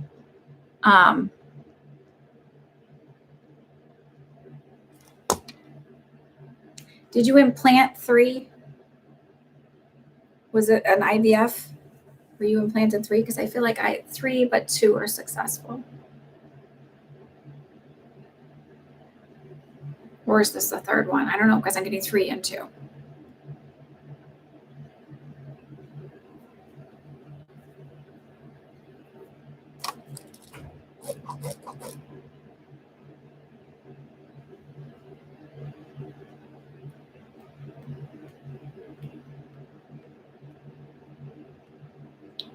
Third attempt. Okay. It's possible, even if you only put 1, that it can split. I actually took care of postpartum, or she was antepartum. I think they implanted 2 and 1 split. So she ended up with a set of identical and then fraternal. So it feels like, so it might be that 1 splits, but I do feel like it'll be successful. And what's with the number 9? So I don't know if it's 9 weeks or what it is, but there's something about a number 9.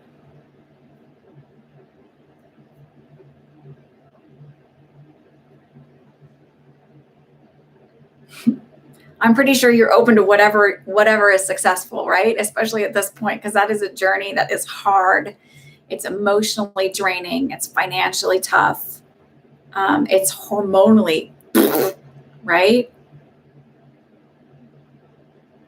Because that is like, talk about determination, and like you really have to. I mean, I can imagine that you would take anything.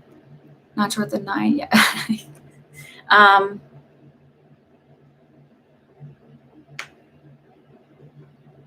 guess by 9 weeks you would know if you're successful, because when you do IVF, they are like on top of it.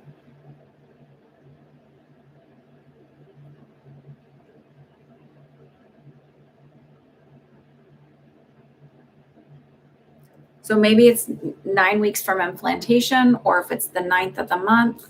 It doesn't feel like September to me, but I could be wrong. What is this? This is March, April. How many weeks in are you since implantation?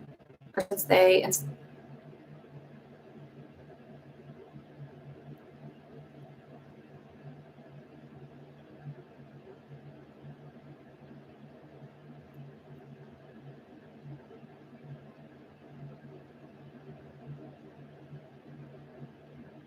I'm asking for a reason. Have you already done the procedure, Miss Christie? And then Nicole, should I bring up a raise to my boss again or lay low? We spoke 2 months ago and he said maybe around this time. He's looking out for me. I feel like he's busy and scatterbrained. So I don't think it's that he's not looking out for you. I think it's just not on his radar right now. I feel like you could probably do the ask for the raise in about 3 weeks. Miss Goddess Love, what is your yes, I answered your second question. I don't know if it's skipping out. So I said that you're right now, what they want you to know, like what's important for right now time, is to understand that it's about the growth, and it's about like finding that confidence in everything that you're doing. Because I feel like this, like spiritually speaking, that you are supposed to work in a spiritual field. Like it's not just like I believe in this stuff. It actually feels like I end up having a spiritual career path, and they're sort of like having you all these shifts with people around you is about you're welcome, Nicole. It's about no implantation yet, just starting injections. Okay, so maybe it's the implantation happens on the 9th of the month or something like that, but there's something about a 9, and I'm just going to leave that there. I've gotten weird things before where it's like I see a turtle and the woman's like, I don't know what a turtle is, and like literally the next day the kid got read a book at school with a turtle on it, with like it was a whole big meeting thing, whatever. So it's like I don't know, the 9 is significant here, so I'm just going to leave that with you, and maybe that'll help you, give you validation like as it goes along to keep you kind of going. That might be why they're doing it that way. Sometimes it's hard to like keep that faith, right? Yeah. So Goddess Love, what I said was basically like, it's about developing that confidence and trusting that you were giving the intuition to do this stuff, because it's not meant for everybody else. It's meant for you specifically to help others. I feel like you're going to guide others and help them grow as well.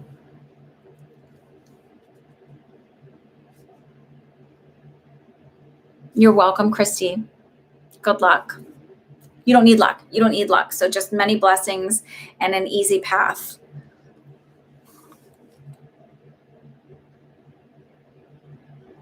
You don't need to know what you're supposed to do exactly. Listen, I know what it is to feel that, because when I first started like developing my gifts and stuff, I'd like go to readers and be like, what am I supposed to do with this? And I'm like, well, I see this, I see that, I see this. I still don't even fully know what I'm supposed to do with this. I just know that it's been a whole journey, and it's sort of like evolving. And I've gotten to this place, probably took me about 8 years ago. I just decided that I was just going to enjoy it. And I was just going to like whatever the universe wanted me to do, or whatever I felt intuitively connected to do. Like I still ask sometimes because I think it's kind of fun, but I don't ask because I need to know the way I felt like I needed to know before. So I'm just kind of going with it. So that's what I feel like is like, it's just about like, it's about a process and a path. And I feel like, again, I feel like you'll be teaching others or kind of guiding others in some sort of way, but I'm not 100% sure how either. And it's like, sort of like they're kind of saying like, just get real comfortable with yourself right now, because it does feel bigger. And they're sort of saying they just want you to get really comfortable with moving through the path and kind of being comfortable with not knowing and just learning and absorbing and growing. You just want your blessings. I don't know what that means. Like all the good stuff, you'll get it. So I always say, like, manifest it, because the universe is always listening. You want to know everything. So you're not going to know everything. If someone told me 5 years ago I would be doing readings on YouTube, I would have told them, like, get the fuck out of here. Like, what? No. Ooh. If someone told me at a point, like, oh, you're going to be, I see you doing fairs. I'm like, oh, I hate fairs. I did them. I did a whole bunch of them. And I'm learning through them. Like, one, I'm learning, like, I'm a lot better than I ever thought I was. I'm a lot stronger than I ever thought I was. And I'm also learning to set boundaries. Like, oh, I don't, like, when I read at fairs, I don't like to have a whole group behind me, because then I end up reading for all of these people. Like, I end up getting information and it's exhausting, rather than just reading for the client that I'm seeing, like a wall behind me. Because it's like, that's just the process. It's part of, like, there's so many things I said I wouldn't do, and I do. And I'm like, it's just about growing. And I don't have the abilities now that I had 10 years. I mean, I'm like way stronger, way clearer, read way faster than I did 10 years ago, because I'm essentially developing a language and I'm refining it. And I would have been blown away 10 years ago if I was doing what I am doing now. I would have shut down and not be able to handle it. So just roll with it. Enjoy it. Go at the growing pace. And like you say to a little kid, like, don't be in a rush. Just enjoy it.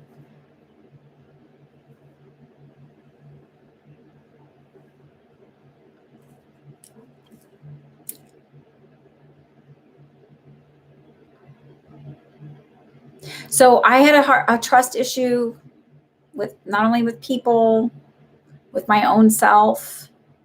And I learned to go, well, I don't know.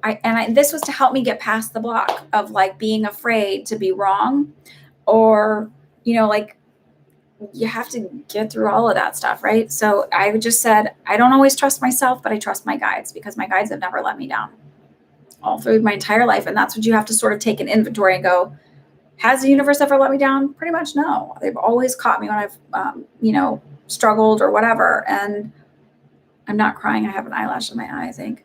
I'll freely cry here. Don't worry. Just kidding. I'm not kidding. But no shame in crying. So I just learned to say, like, that was my mantra for a long time. And I don't always trust, I don't always trust myself, but I trust my guides. I trust what they're giving me. And that actually gave me the confidence to, like, look at you guys after enough readings and go, no, I know what I'm getting. Like, I can't explain it, but I know what I'm getting. So I'm going to stay with this, and I'm not deviating from it. Like, I'm not going to let you lead the reading, because I know what I'm getting. And if I'm giving you this reading, I'm supposed to be giving this. So learn to, like, trust in your guides, and then you'll move to where you start trusting in yourself. And it's just a process, and just be okay with the process.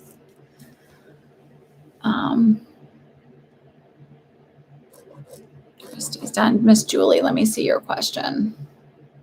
You see me manifesting anything big this year? Okay. So can I give you a little slap on the hand for the manifesting thing? Like, and I get it, because I've been there. You're welcome, goddess. I get it, because I've been there. So the idea is that if you're asking if it's happening, then you have doubt within it. So you're holding it back. So you're asking about the timing of it, then you're holding it back, right? When's it going to happen? This is where I think intuition is really badass to learn to tap into, because there is stuff where I'm like, I don't necessarily know what's going to happen in November, but I keep getting pulled to November being something like opening up and being big. That's why I put my events page in, because I thought, well, if this is it, I'm going to be ready if people want to have readings and stuff, because I assume that by November I'm going to be vaccinated. And I assume, and I know that by November more people are, and that the CDC just had the guidelines are you can actually be mask free. If you're all vaccinated people, you can be mask free in indoors together. I see that kind of opening up and happening. Does it mean that you're out in public or whatever? I see that, people are going to have to like show their vaccination card for certain things or another, or prove it, whatever, blah, blah, blah.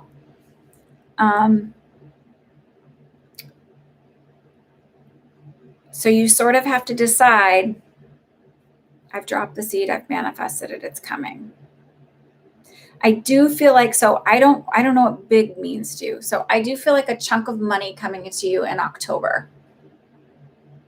And it feels like not the lottery, but it does feel like a chunk of money. And it's not really unexpected, is it? But it feels more money related rather than love or person. And I feel like the beginning of next year is when love kind of comes in, like that thing comes back.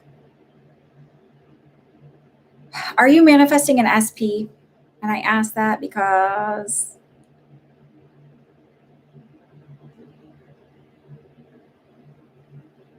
are you manifesting love? Or SP would be, most people say their SP is their ex. That's what happens. Because what I feel like happens is, does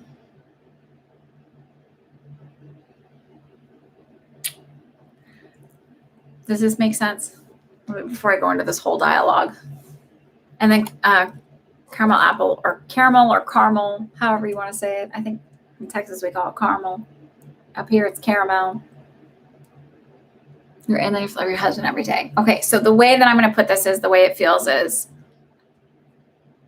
it feels like this, so it doesn't have to necessarily be this is the manifestation. But when someone, because this happens in this situation a lot, so it may be something else you're manifesting, where someone has an SP that they're manifesting, right? And then they realize, like, they get to a point where they've been working on their self and their self affirmations and what they really want. And they get to the point where they're like, fuck that, I'm dropping it because I found something better. It feels like I have this idea of what I want it to be. So maybe it's success, or like a house that you want or whatever. And you're like, you're working on, so I've got this dropped, whatever. So now I'm going to work on my self-belief, my belief in my self-worth, all of that stuff was around career. I don't know, whatever. And then I realized when I get to this point and this kind of thing came up, like, maybe that's not actually what I want. It's not good enough. I want better. And so I get this other thing. Like, that's not like, so maybe it's a job you wanted, because that could be an SP with a specific company, and you've been working on it. Like, you're like, put that out there. You're going to get that. And then you've been working on your mantras about self-worth, and I'm successful, and this, and I'm that. And then this other thing. So I don't know what it is. It's just like they're showing me this, and that hits around February, March of the beginning of 2022. February, March of 2022. So if there's something that you've got the specific thing that you want to happen, and it feels whatever, you're going to end up with better than that, because you're going to kind of be working on all this stuff in between, refining, et cetera, et cetera.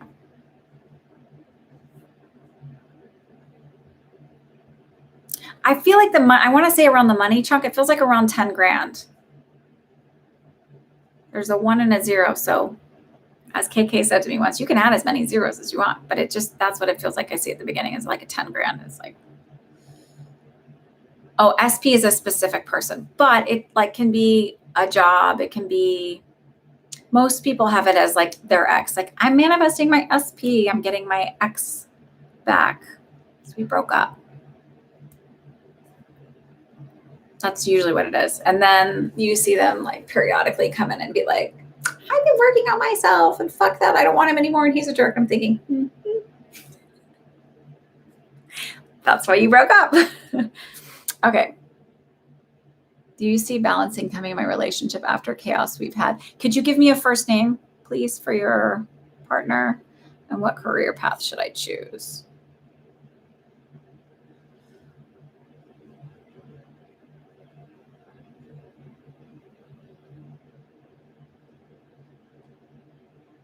You're welcome.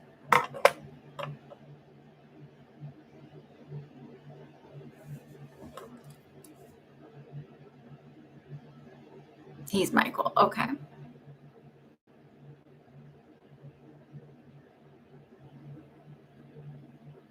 It's weird that I don't need your first name. I just need theirs. Isn't that strange the way it works? I'm fine with yours being like, I'm assuming that's your identity. And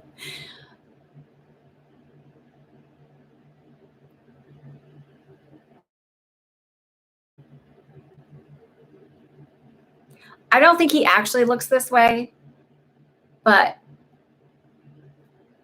so this is like definitely metaphorical to tell me about his personality. But I saw, I don't know if you're old enough for this show. Oh God, this is embarrassing. So you know that show, was it Urkel? Was that Family Matters with Urkel in it? You know the dad who was a cop in that? And he was like pretty serious, like not like, he wasn't like Mr. Happy-go-lucky guy. That's the energy I get. Is that ABC on Friday nights?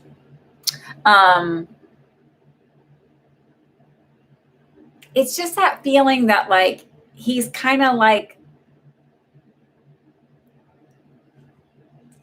he's kind of serious about life. Like, and almost having this like I know more than you kind of energy. So I don't think he looks like him. I don't think it, like, maybe he's a cop. I don't know, but it's just that energetic feeling around him. Isn't it weird how they show me things and get me to say the things? That's where, like, gotta trust the weird stuff I get.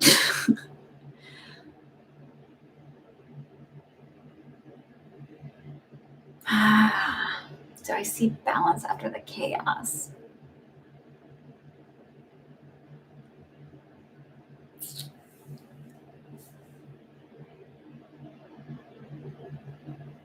I just don't feel it. I don't feel it because I feel like he's so stuck in his ways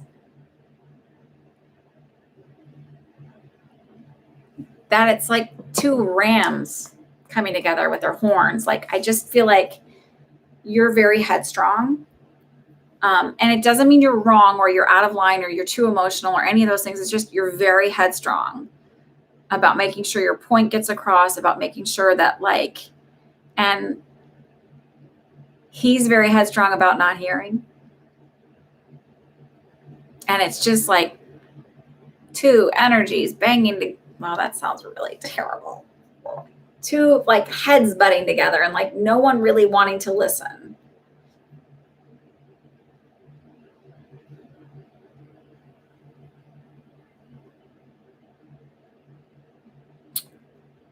So it's not like, it's just, I just feel like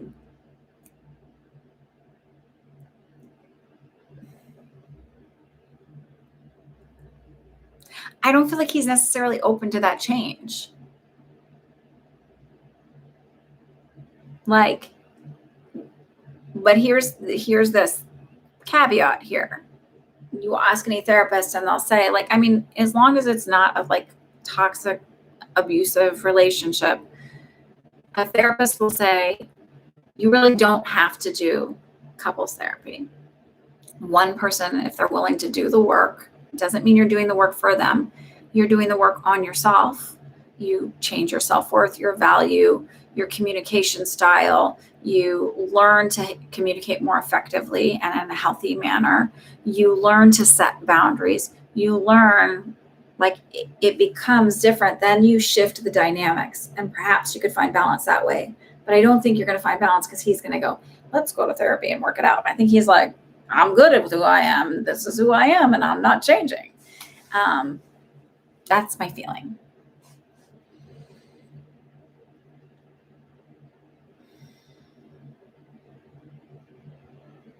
And career path.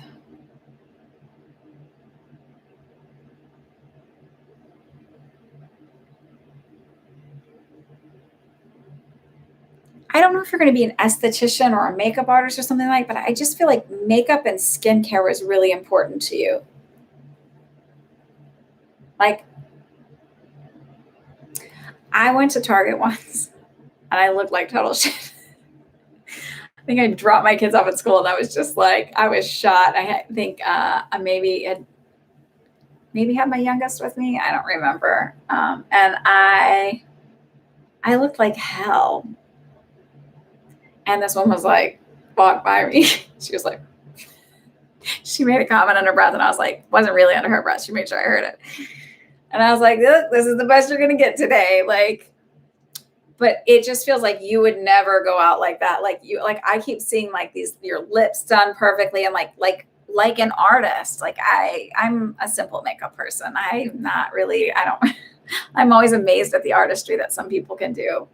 I'm not really big into like, I don't have powder on right now. Like, let's be real. Like I've got a little bit of stuff on my eyes and that's about it. And my lipstick is all worn off.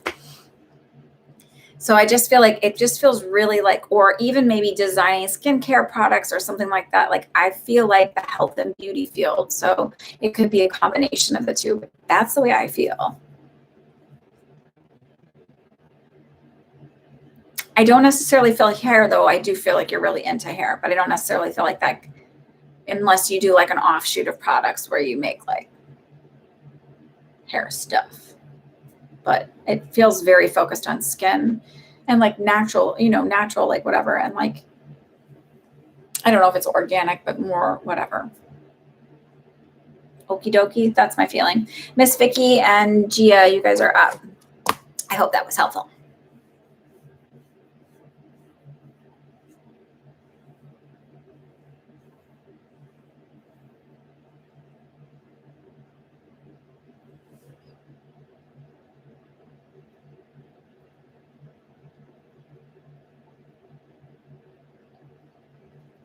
Can we change that question from should I? I don't want to tell you what to do. Can I ask you this? Is it because you're manifesting your ex-husband as your SP? Because I feel like that man has a long way to go. I feel like there's a lot of, I lean towards being slightly alcoholic or having an issue there as like, or a history of that. And I lean towards, even if I'm not drinking anymore, I have the energy of what an alcoholic has. So that's the like lots of denial, lots of blame. And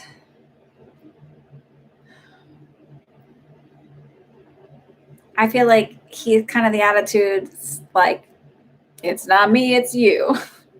He drinks. I feel like he drinks more than like, I would not wait on your husband. I will say this though.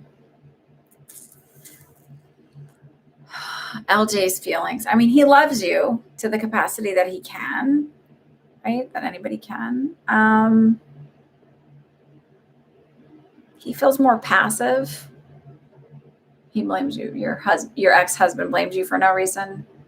That's lovely. That's also like an alcoholic thing to do. And it's also a narcissist thing to do. And lots of narcissists are alcoholics, or they say alcoholics are narcissists. So, yay. I think it's great if people want to do their, like, manifest an ex back. I've seen people write successful stories. I always am like, in my mind, that's a really, to me, I'm like, and maybe that's my own manifesting block, right? That's the hard one to overcome, is to like shift my belief system about who they are in order to shift myself into a different timeline, because you're not really changing them. You're just shifting to a different timeline. I think that's the one I have a hard, like, I'm like, that's just too much work. I don't have time for that.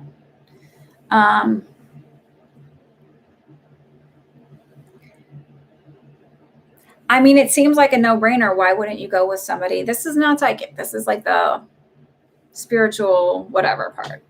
It seems like a no-brainer that you would want somebody who loves you, but then that also speaks volumes to like, what's your self-worth? And maybe you need to keep working on that and manifesting like a healthy self-worth. So that way, when you're in this relationship with this really loving guy who does love you, that you don't question, why does he love me? Or am I worth it? And end up pushing him away because of fear of abandonment issues.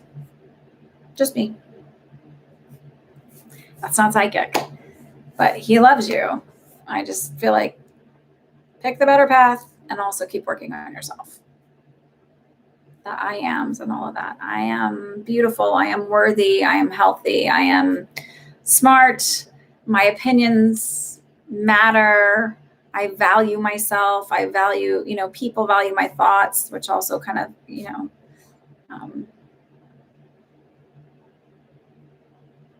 so it's not his fault that you had that past hurt.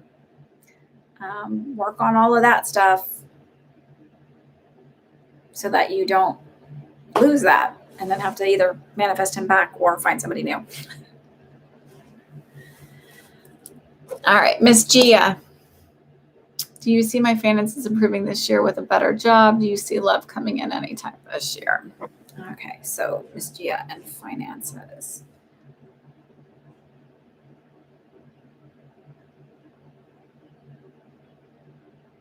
I feel like not a job change until June or July. And it feels more like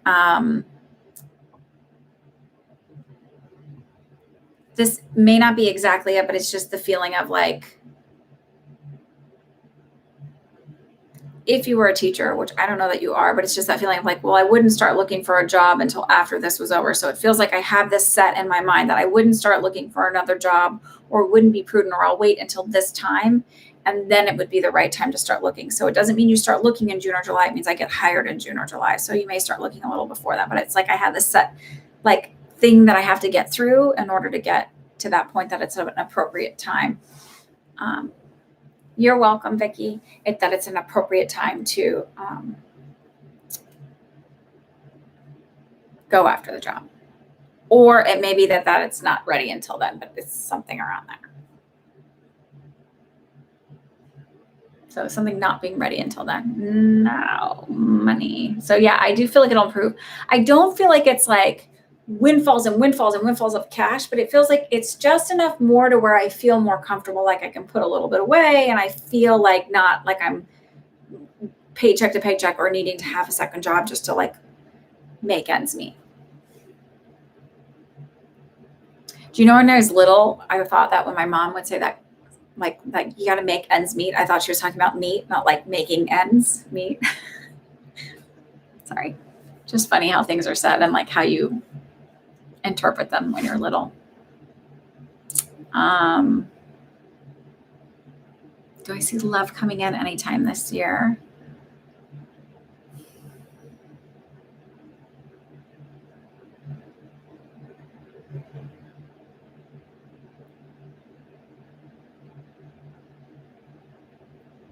This kind of feels again like working on self-worth. I feel like a low level of depression. Do you suffer from depression? Because it just feels like I'm focusing on the lack, the not having, and the sadness, and feeling like I'm not good enough, and feeling like all these like negative kind of feelings around it. Because I asked, and I do get pulled towards like October, November time period. So what I do is I might say some of the same like chunks of months, because it's like something will highlight, or I'll go through the months and they'll show me. And again, sometimes I say this, there's something astrological where it shifts and planets shift and energies open up and whatever. That's just the way they're showing it lining up, October, November. I don't know if it's like the one or whatever, but I feel like a potential for a relationship there. But I also feel like in the meantime, really needing to work on myself, my inner dialogue, my self-worth, and reprogramming all of that stuff in there, like that I'm worthy, that I'm somebody. I like to listen to other people's affirmations, like all different kinds, because then I'm like, oh, this could be written better this way. Like, oh, that's like sounds like all sticky and laggy. And like some people say, like, I am good enough. I'm like, I am more than good enough. Like, change it a little bit and make it, because like I'm good enough is like, oh, like make it extra. So it just feels like change it. Like I'm more than good enough. I'm valuable. People love me. People like to be around me. I like to be around me. Like hell, I don't need anybody else to like to be around me, because I like think I'm so awesome. I'm super happy hanging out by myself. It doesn't mean I'm gonna hang out by myself, but it's like I'm that, like I like myself that much that I'm not feeling like I'm missing out just because other people aren't around. Like I can make all of this happen.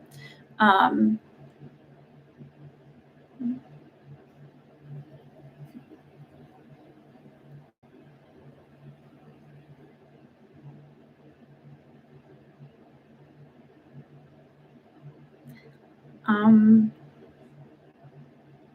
trust myself. That's a good thing to say too. I feel like saying that over and over, because also if you've had bad experiences, you need to learn to, like, you have to like fully grab on and embrace the fact that you trust yourself. I trust myself to see the signs. I trust myself to pick a good person. I trust myself to gravitate towards healthy people in a healthy relationship. I trust myself to not ignore the red flags. I trust myself that I'm manifesting a good person in my life. That also feels like it needs to be said. Sometimes we have backgrounds that, like, where it's like, oh, I don't want to marry somebody like that, or I don't want to be with somebody like that because I've experienced all of this stuff. And then you're so afraid that you're going to attract that, like you sort of end up attracting stuff. So it's like trusting yourself is just as important as trusting other people. And sometimes that's just a matter of like saying it over and over and over again, and it sort of becomes true after you do that enough.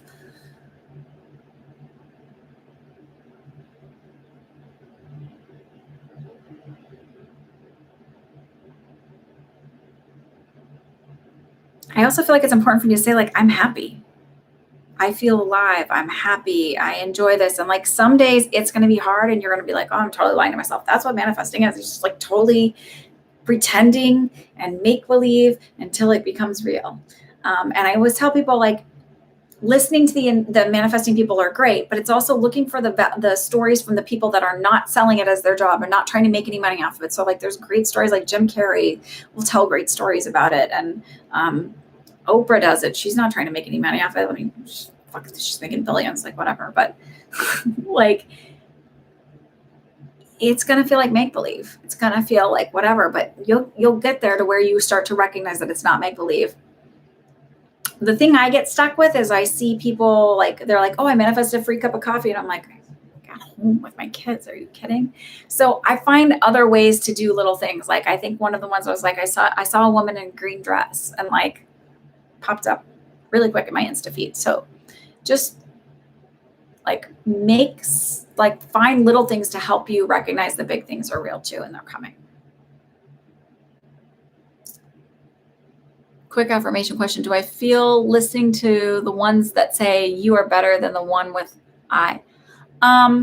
So I listened to one today and I thought it was interesting. I actually wanted to like send her tips. Like, can you re-record this? Cause I don't want to hear your phone vibrating.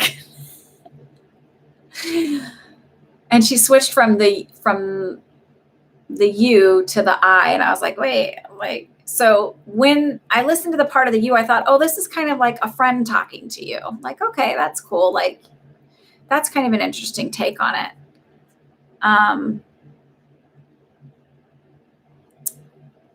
So if you think of it in that terms, like, or think of it as like your guide affirming these things to you, I think then it works with the you. Otherwise, it's kind of weird and it feels very removed. Hi, Mary. I just felt like a little kid where you're like, hi. Sorry.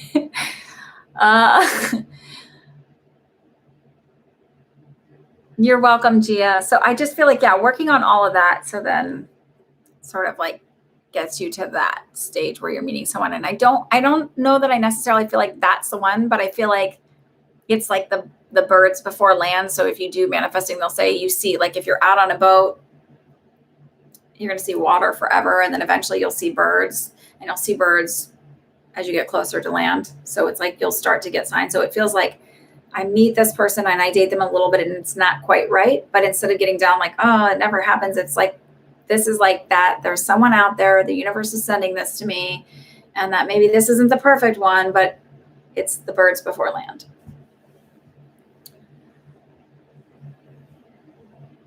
Okay. KK, do you have a question? I felt like you did. And if you do, just email it to me. I don't know why. I just felt like you did. Yeah. So I like the eyes, like in general, I like the eyes better because I think like that's reprograms us. But if you think of the you as like it's your guide talking to you or your good friend talking to you, then it works.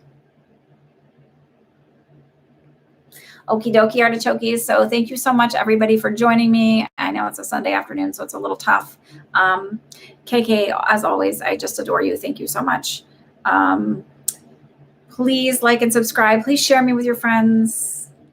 Maybe I'll start doing some. My one daughter was like, why don't you record anything anymore? And I'm like, when do I have time? I'm never alone. So I'll start recording some stuff as soon as I get inspired on what I'm supposed to record. And then maybe that'll drag some more of you into this. May you all have a wonderful week. The weather is supposed to be lovely here, so I'm really excited. I hope it's beautiful wherever you are at, and may blessings abound in your life. May health abound, be abundant in your life. Please be careful. Still love yourself and love others and wear a mask. And I will see you next Sunday at 4 p.m. Happy spring.